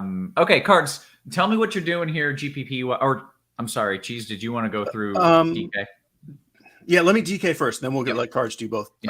Because the big thing to notice is there's a huge price discrepancy on DK with Burns and Rodon. So Rodon is the mega chalk on DK and the clearly better play. But it's going to leave Burns kind of left out of ownership. So kind of go out of your way to get him here and there. But Rodon with one of Gausman, McKenzie is the clear chalk. And again, I'm going to say I ever so slightly prefer McKenzie to Gausman because I think Gausman is kind of limited. Like he can get 6 innings and 90 pitches. And in this matchup, that's great. Give me McKenzie first, Gausman second. Carlos Carrasco is pretty cheap-ish and the fine mid-tier guy I like. And then Keegan Thompson is more interesting to me on DK at 5,800. I'm playing a lot of Keegan Thompson. I'm not feeling like I should try to talk you into doing that. I'm just letting you know what I'm doing. Okay. And then any interest in going like double cheap, like Mackenzie Thompson? I have like one lineup with Thompson and Cutter Crawford where you can do whatever you want. And the whatever you want is pretty great. So I don't hate it, but that's like 1 out of 50 lineups kind of thing. Sure. Okay. Good stuff. Cards, let's talk about what your game plan is here. Seems like there are a lot of good pitchers to choose from. Who do you like most? Yeah, there are a lot of good pitchers tonight. Really fun slate for, a Thursday where a lot of times we get pretty weak evening slates. So, I like Gausman a good bit, even though there are concerns about his, pitch limitations and what have you. But the Royals are basically rolling out a AAA lineup tonight. So they've got 10 non-vaccinated regulars that could not make the trip to Toronto. So you basically have Bobby Witt and the 8 Stooges for the Royals in their lineup tonight. So I like Gausman a good bit. I don't think you have to play him by any means. He's a better play on DraftKings where he's 8,600. Otherwise, Cheese and I have the same basic pool of pitchers tonight. There's really no difference. I'm not playing Kyle Wright at that salary. I will play a little bit of Valdez, though he is a little expensive. He is also going to be significantly lower owned than pretty much all the other top arms. So I guess Valdez would be the one guy that I am fine with in GPPs. Gausman, be a little bit overweight on him. Luis Castillo's been great lately, but he threw like 120 pitches in his last. It was a lot of. He's thrown a lot of 100 plus pitch games over the last month. They're basically showcasing him for trade value, and he has to face the Yankees. So I'm out on him tonight. Otherwise, the secondary options: McKenzie, Carrasco, Cutter Crawford. I do think is the best value. I'm not on Thompson, though I get the logic behind it. I think if you just want to go super cheap, give me Crawford against that Rays lineup that has been striking out a lot lately. So in terms of overweight and GPPs, I think Crawford, Carrasco, Gausman, and Valdez, but Burns and Rodon, clearly the top 2, and that'll be a fun head-to-head matchup on the late night hammer game. Nice. All right, let's talk about some of the stacks here. First, I have no idea if there's a chalk stack or not, but if there is, let me know, and if not, tell me what else you like. I don't really think there is a chalk stack tonight because there's enough offenses in good spots that, ownership kind of spreads out a little bit. We've got Atlanta at 5.8 runs, Toronto at 5.9 runs. You got the Dodgers right at 5 runs.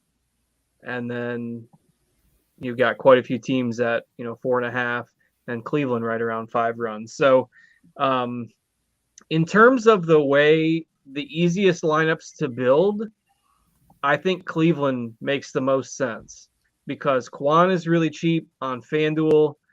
Jones is 2K on DraftKings, and then you've got potentially the best overall bat on the slate in Jose Ramirez. And those Cleveland stacks come together pretty easily against a bad rookie pitcher that has been tipping his pitches, and it's just a tough matchup for Rodriguez.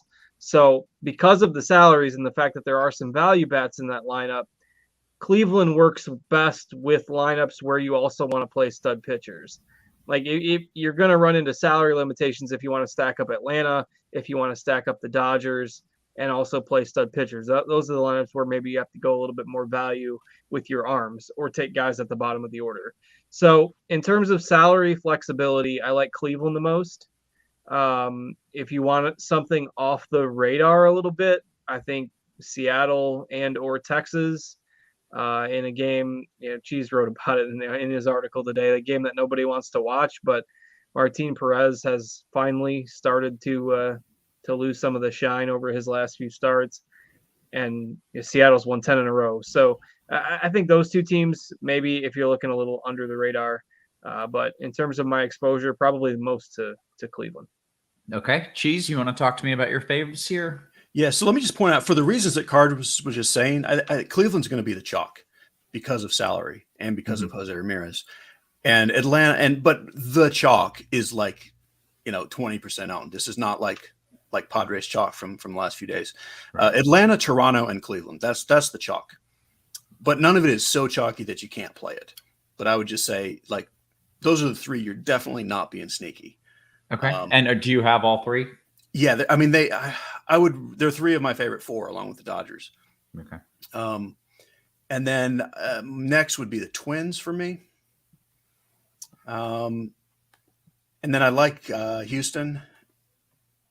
And then I like a bunch of mini stacks, Cardinals, White Sox, Nationals, and quite honestly, the Kansas City Royals on DK. I have actually kind of a weird lot of Royals. These are not a bunch of jabronis. Like the Royals farm system is kind of ridiculously great, honestly. Olivares, Witt, Pasquantino, and even this Nick Pratto character, these are very legit hitters. I really think people are overstating this Royals thing. This is kind of, so to be clear, Cards, you like the pitcher against the Royals, and Cheese, you kind of like the bats against the pitcher. Is that what's happening? I mean, yes, for the salary right. Only. And again, I think Gausman wins the matchup. I mean, I'm not predicting, hey, I think the Royals are going to clean this guy's claw. Right. Gausman probably wins this matchup, but these are not nonsense bats. These are some decent hitters. Yeah, I mean, they're good prospects. To put this in context, it's come down a little bit, but a couple hours ago, Toronto was minus 500 to win this game, which was the largest favorite since they started tracking the betting odds in a single MLB game. Now, never bet a minus 500, it's minus 400-ish now. Man, but I wish I could sports bet. I would parlay the Royals with every single team on the slate. On your behalf tonight, Cheese, I'll throw in a bet on the Royals, and if I hit a huge parlay with the Royals, I'll send you some ice cream and that's what I wings. want. I would like a Ben and Jerry's, please. Yeah. All right. Any particular flavor? New York Super Fudge Chunk, please. Oh, he's ready to go with that too. Okay, great stuff, guys. If you're playing one stack, Cheese, who's your one stack? Dodgers. Oh, okay. Didn't expect that one. All right, Cards, you're playing one stack. I assume it's Cleveland. Yeah, probably is. But if you want to classify that as too chalky, I do like Minnesota as a team I didn't mention, but against Cueto, I do like them quite a bit too. So Minnesota is the 1B that I did not omit on purpose. Okay, let's start going position by position here. And Cards, you can have the honor of leading off and talking a little catcher spot. It's a great honor. Yeah, I know. Congrats, Cards. Yeah. Definitely a night where if you're on FanDuel, you're probably playing like Kirk or nobody, because you don't need to play a catcher on FanDuel. He's still under 3K. I suppose you could play somebody in your stack, to be a little bit different, like d'Arnaud if you're stacking Atlanta. Jonah Heim is hitting cleanup for Texas tonight, so I don't mind him, particularly in some Texas stacks, but otherwise it's probably not necessary on FanDuel. If you're playing on DraftKings, where obviously you need a catcher, Heim is 3,800 there. That's 800 cheaper than Kirk, and Kirk is going to be the most popular by a pretty good margin. So contrarian plays, paying up for Will Smith at 5K, hitting cleanup for the Dodgers is always fine, but no strong conviction at catcher tonight other than you're probably playing Kirk in cash, but I can see the merit to fading him in GPPs because he's going to be the highest owned. Okay, Cheese? I like Smith, d'Arnaud, and Kirk. And that's a very obvious top three. I'm okay punting. It's almost a punt with Ryan Jeffers on DK 2,900. Also fine with the Jonah Heim thing. And that's really it outside of a stack. Okay.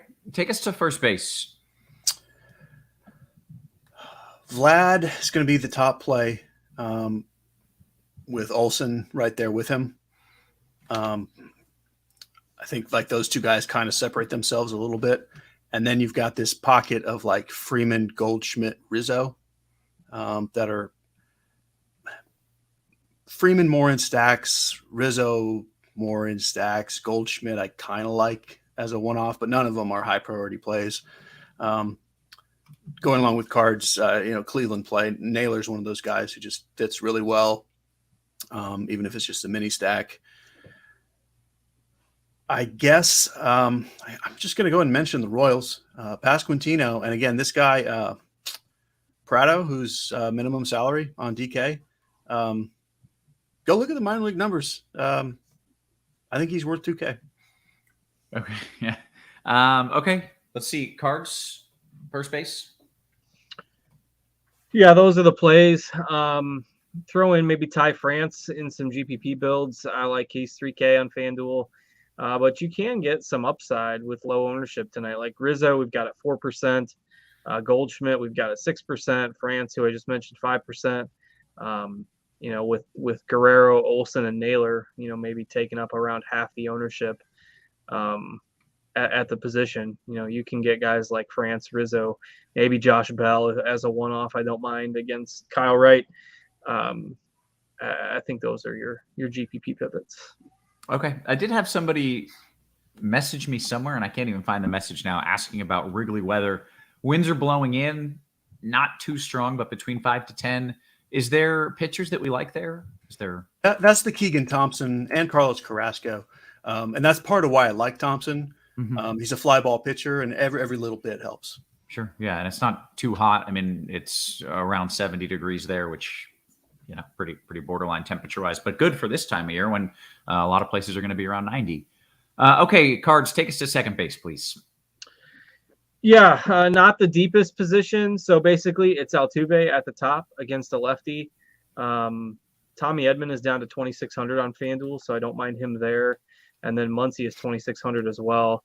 Muncy reached base 5 times last night, 4 walks, as the Cardinals blew a 6-0 lead with 7 outs to go. We won't talk about that. But Hudson is a pitcher that has had big-time control problems this year. Muncy, despite his ugly numbers, still has really good plate discipline. He walks a ton. It's a tough matchup for a low strikeout pitcher, and the Cardinals' bullpen is just exhausted. They used a bullpen game the other night. They've used Gallegos like 3 of the last 4 days. So the Cardinals pitching is in trouble at the moment. And so Muncy at 2,600 at a weak position, I think makes sense as the top play on a point per dollar basis. But Altuve, if you've got the salary against the lefty, is obviously great. And I don't mind Edman on FanDuel as well. Maybe Jonathan India at 2,400, though I don't love picking on Cortez. Cortez has obviously cooled down a little bit since his hot start. So if you're looking for a single-digit own play, I think India is fine. Okay, Cheese. So like raw points, it's Altuve, but he's not like a priority spend on this slate. I definitely like Muncy, certainly on FanDuel again where he's cheap. I like Jorge Polanco a very good bit. Fine with Tommy Edman and Andres Jimenez as cheap plays. Take us to third.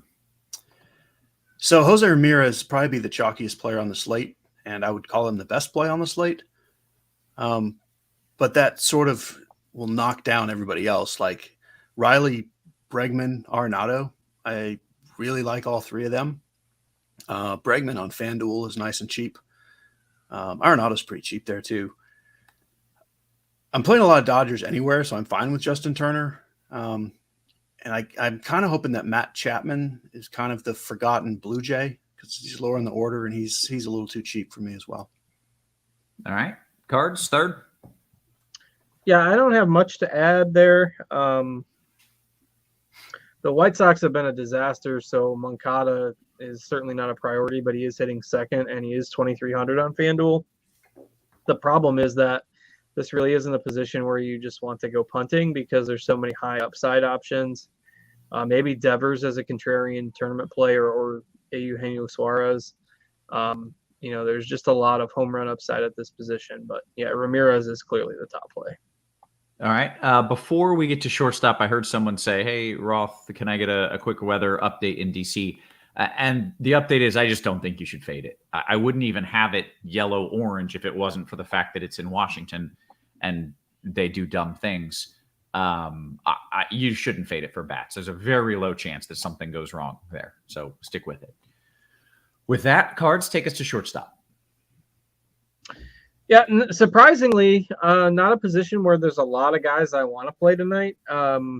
You've got the top, like Seager's lefty tonight, and he's all the way up to 4,100 on FanDuel. I don't always love playing Bo Bichette when he's pretty chalky, and especially since he's hitting cleanup. It's fine, but it's like these guys are decent cash game plays, but I don't love playing them in tournaments tonight. This is a spot where I'm going to go for guys that are maybe a little lower owned. All under single digits, all into single digits on FanDuel tonight. You've got Correa at 3,400. Pena's back in Houston lineup at 3,400. Both of those guys in that 7-8% ownership range. Throw Trey Turner in there. Ahmed Rosario is one of your lower owned Cleveland bats tonight. And, you just got upside guys that are going lower owned than usual. Bogart's in there. It's not like I love some of those offenses, but as one-off plays, I think they're interesting, as pivots away from, say, Bichette. I mean, Edman's fine and Diaz is fine, but you can play those guys at second as well. So depends on your roster construction. But shortstop is on most of my lineups I found tonight. The last position I'm kind of filling in depending on how much salary I have available. All right, Cheese, what are your thoughts there? I guess I feel quite differently. I really like shortstop. And it's one of the spots I want to make sure I get a certain group of guys. Who is that certain group? Swanson, Correa, Bichette, and Witt, with Trey Turner in Dodger stacks, certainly Seager in Texas stacks, certainly Pena in Houston stacks, certainly Anderson in White Sox stacks, certainly Bogarts in Boston stacks. And I love all those guys. Like, it's not like I'm only playing them because they're in stacks. Like, I think it's a great position. But if I just have to pick, in order, assuming Bichette is the most popular, I'll put Swanson and Correa ahead of him, and then Witt fourth. Okay, great. Take us to the outfield, Cheese. The two spend-ups that I think will be the most popular, that I also like the best, would be Acuna and Buxton. The Blue Jays guys, I think Teoscar will be very popular because of the salary. Certainly like Springer as well. Max Kepler on FanDuel is chalky because he gets the Max Muncy treatment where FanDuel just doesn't like him pricing-wise. The DK version of that is Franmil Reyes, who I like a lot. We're going to get some spend-ups that no one's playing. One Juan Soto, I won't say no one's playing, but just because it's the Nationals, I don't think you'll get enough Juan Soto. Tucker, because it's lefty-lefty. Even Betts, I don't think gets that much traction just because of the salary. And I'm not sure anywhere's playing a Yankee, and this is the best team in baseball. Judge and Stanton should just always be on your list. And there's a lot to like, and even the spend downs, like, mid-tier-ish, like Tyler O'Neill's back, like Eddie Rosario's pretty cheap. You can go way down to like Nolan Jones on DK, Stephen Kwan on FanDuel, Alex Kirilloff. I'll stop there. Those are some of my favorite names, but there's always a lot. Yeah. All right. Cards, some of your favorite outfielders. Yeah, I was doing a little research into to Buxton earlier because you look at his numbers and they're just a little bit wonky. The average batting average on balls in play is generally around 300. Buxton's career batting average on balls in play is 302.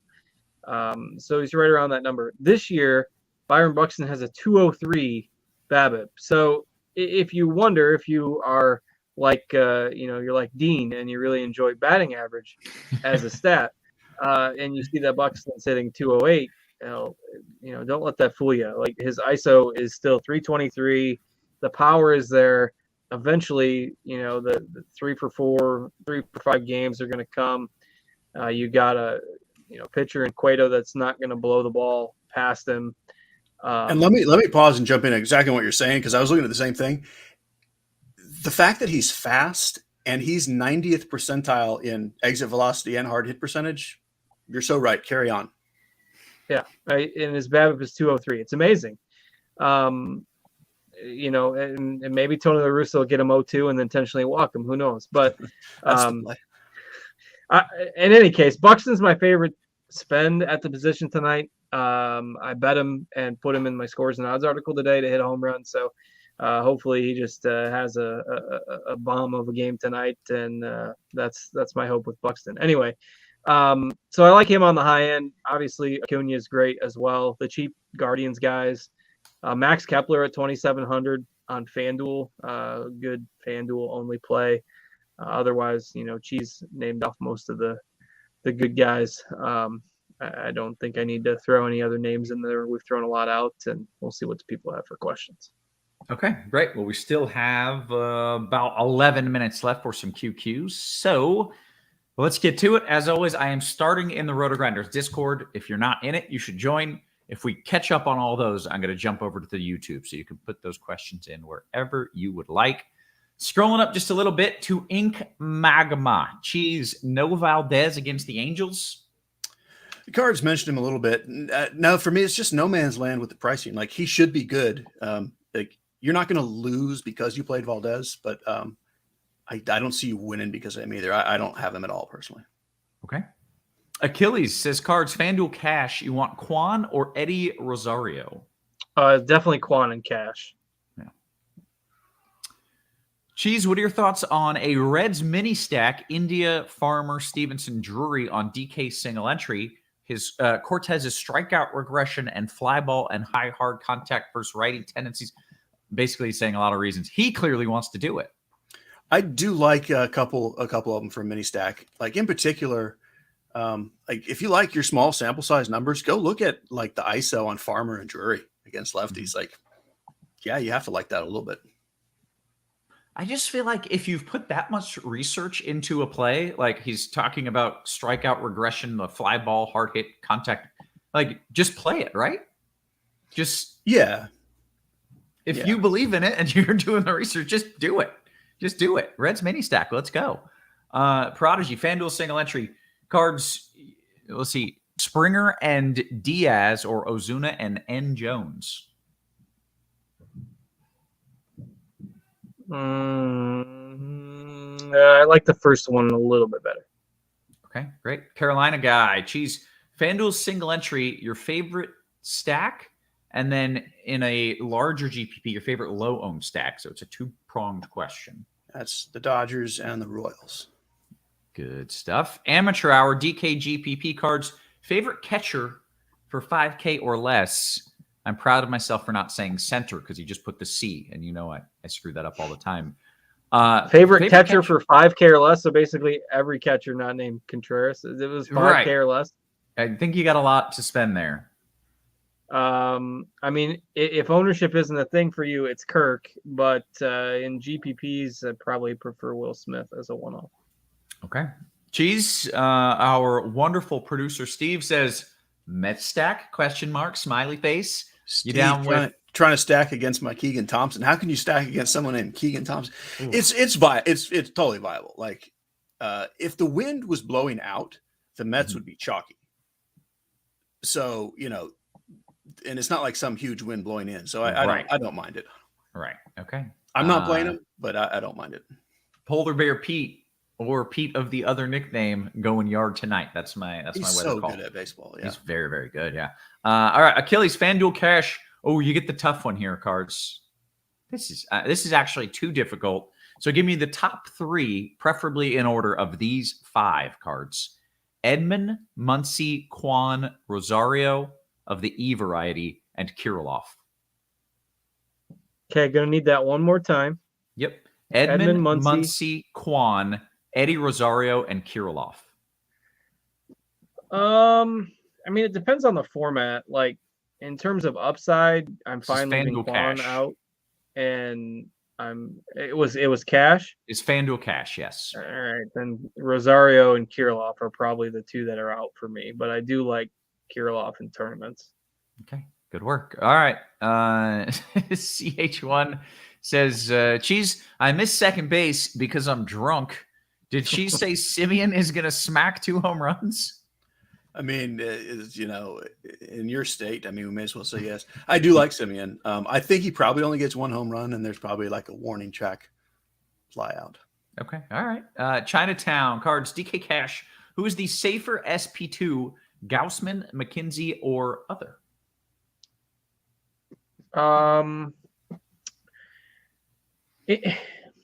It's a really tough question to answer. It's probably McKenzie as far as safety, because he's controlled the walks this year, and Detroit is just really bad. Okay. All right. Good answer. Carolina guy says, Cheese, you going double short on FanDuel? You mentioned you like the position. You got any double short? In a lot, if not most, of my 4-4 stacks, I do have 2 shortstops because like those shortstops are some of my favorite bats within most of my favorite stacks. Great. Okay. DK Cash. Let's see. Dan Jan. Sorry, this is DK GPP. How absolutely crazy am I in a massive GPP on DK to play Thompson Crawford with a Dodger stack, Cards? I mean, I don't think that's crazy. Cheese probably likes that a little better than I do, but I don't. Not only do I like it, I mean, if you do that and it wins, you will tie with me. So I absolutely have that as probably my favorite tournament lineup. There you go. All right. Cheese, DK Cash. We got a 3v3 coming your way. Gausman, Swanson, Siri, or Burns, Walls, Reyes? Burns, Walls, Reyes. Okay, Joe says, FanDuel GPP Cards, Mets or Mariners? Mariners. All right. BHB, DK Cash, Cheese, you like Gausman, Swanson, or Burns, Edman? Burns, Edman.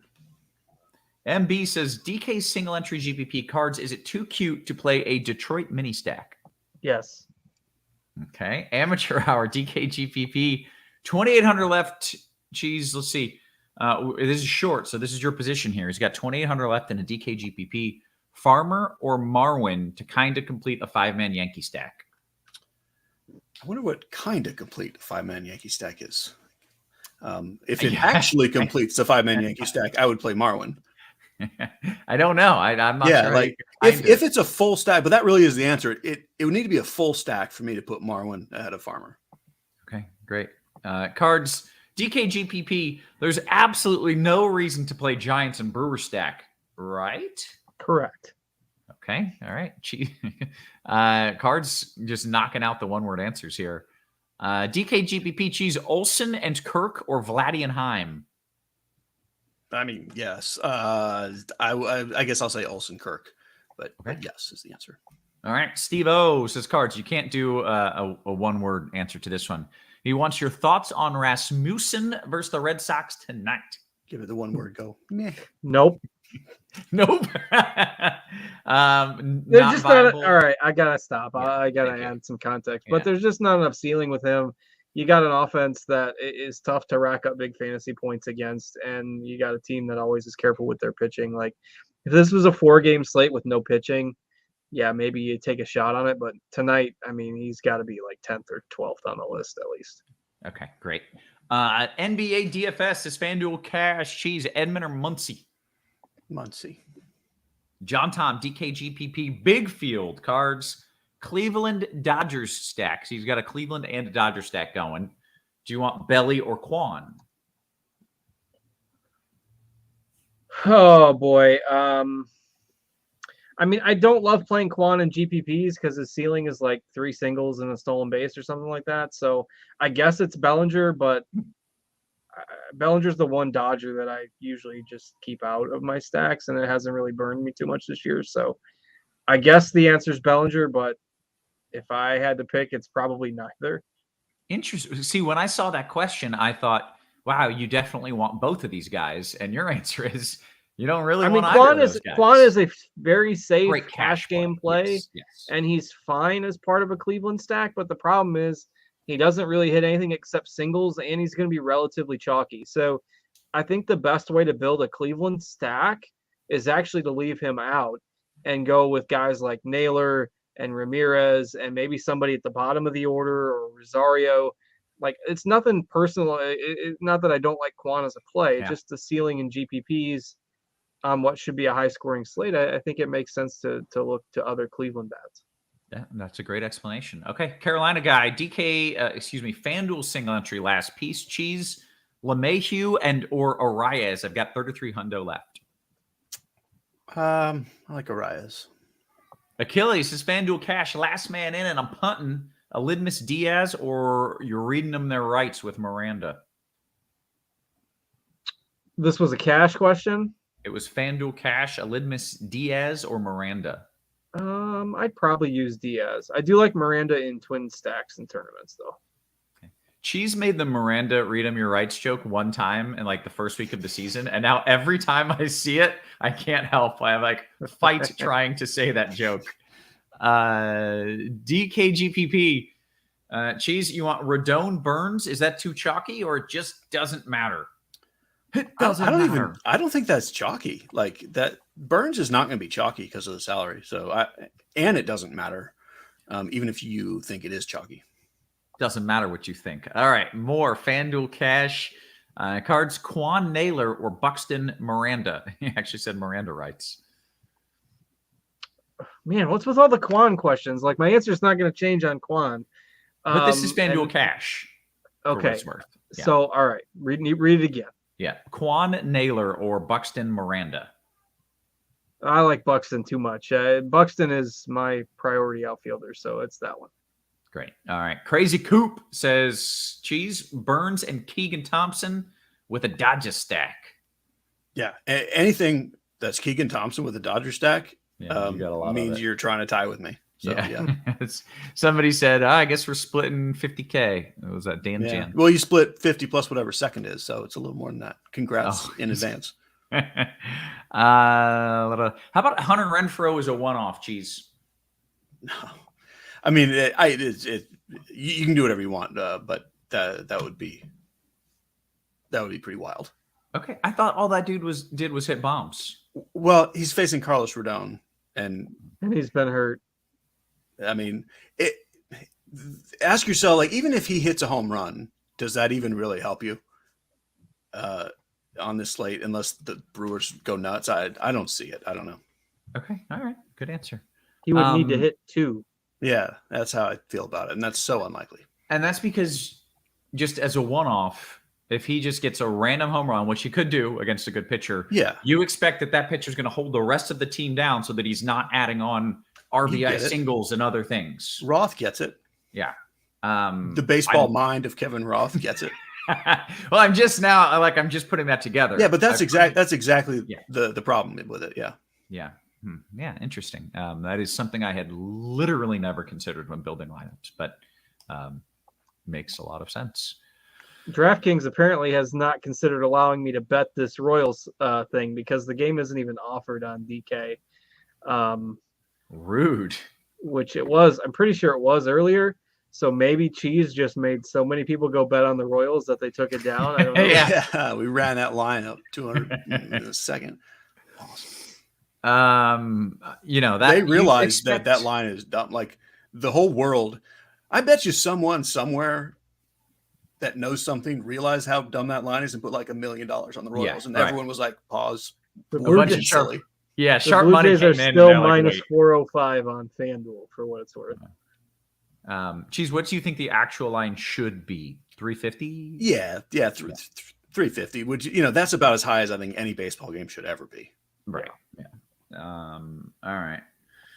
Dan Jan says this was. I think he was talking about a Renfroe one-off. He says, "Is Tommy Pham better?" I prefer Pham to Renfroe. That game locked already, though. That's true. Okay. So if speaking he's of got Tommy Pham, he's stuck with it now. There you go. All right, we have hit the lock. We'll take a couple of these post-lock QQs. Shout out to our FanDuel sponsor, our sponsor FanDuel. I bet they've still got that bet live and available. They wouldn't take it down unless they did, in which case, sorry to our sponsor. Bazinga, DK single entry Cheese. GPP, who are you likely to leave out of a 5-man Dodgers stack at the top of the order? Betts, Freeman, Smith, Turner. Who are you likely to leave out of those 4? So the way I'm doing that Dodger stack is I'm actually filling my Dodger stack last because I like every position. So I don't actually have an answer to that. Like I would build the rest of the lineup around it and then take whichever spot is left. For the most part, I'm prioritizing Smith the most out of that because of the position. The other 3, I honestly don't care. I'm building the other things first. Okay, great. Raj has a question. Cheese, this one's for you, actually.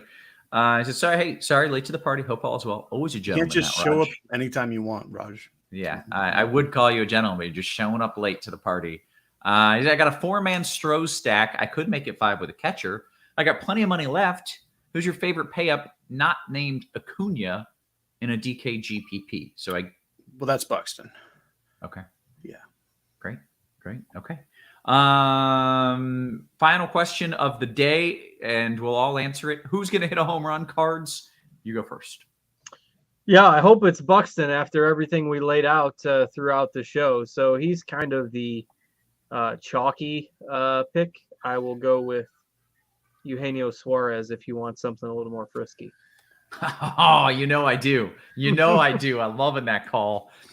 Cheese, who's your home run pick? Buxton for the obvious chalk and the beyond frisky Nick Pratto. Oh, I don't know who that is. That's frisky. He's one of those, first game for the Royals. Okay. That's the kid you were saying, min price. Look at his stats. Yeah, like the Royals farm system, it's kind of an embarrassment of riches. Like, yeah, you look at this lineup and like, why didn't they bring some of these guys up before? But they've been bringing in a guy up like every week. Yeah. Okay. Is it like Tampa Bay Rays-esque? Well, back in the day. But the problem is not on the pitching side, which is where it matters. Like that's kind of what made the Rays so good. Is all the pitchers are good. Yeah. The Royals is just the bats, and they're not. And a lot of them, they're kind of almost more like with this Pratto guy. It looks more like a good fantasy player and maybe not a great real life player. I see. Okay. Apparently, first off, somebody got scratched. I missed who it was. JP Crawford. JP Crawford. Which should only be in a Seattle stack. And the Royals started the game with a hit. Yeah. Oh, buddy. I am in first. No wonder they took it down. Yeah. That's my home run pick, by the way, which matters because 2 shows ago, my home run pick was Eugenio Suarez, and he went yard. Last show, which was a long time ago, my home run pick was Ohtani, and he went yard in the 9th. So I am now on a 2-game home run streak. And tonight it is Polar Bear Pete going yard. You're getting good odds on Polar Bear Pete because of the rough condition. I have no idea what the odds are. I don't look at these. They're things. probably really good for Alonso. Yeah. So did So Acuna triple to open the game. Let's look at this. He did not. He Oh, he walked, stole. and then Okay, they okay. had a throwing error and a pickoff or something. Yeah. Gotcha. Okay. Well, it seems like we've got some great baseball to watch tonight, if that's a thing that you do. So do enjoy that. I'll tell you what I enjoyed hanging out with these guys. It was and always is a blast. So for Cheese, for Cards, and for our wonderful production crew, always working hard behind the scenes, guys, we appreciate you. We love you. And we will catch you tomorrow. You have been crunched.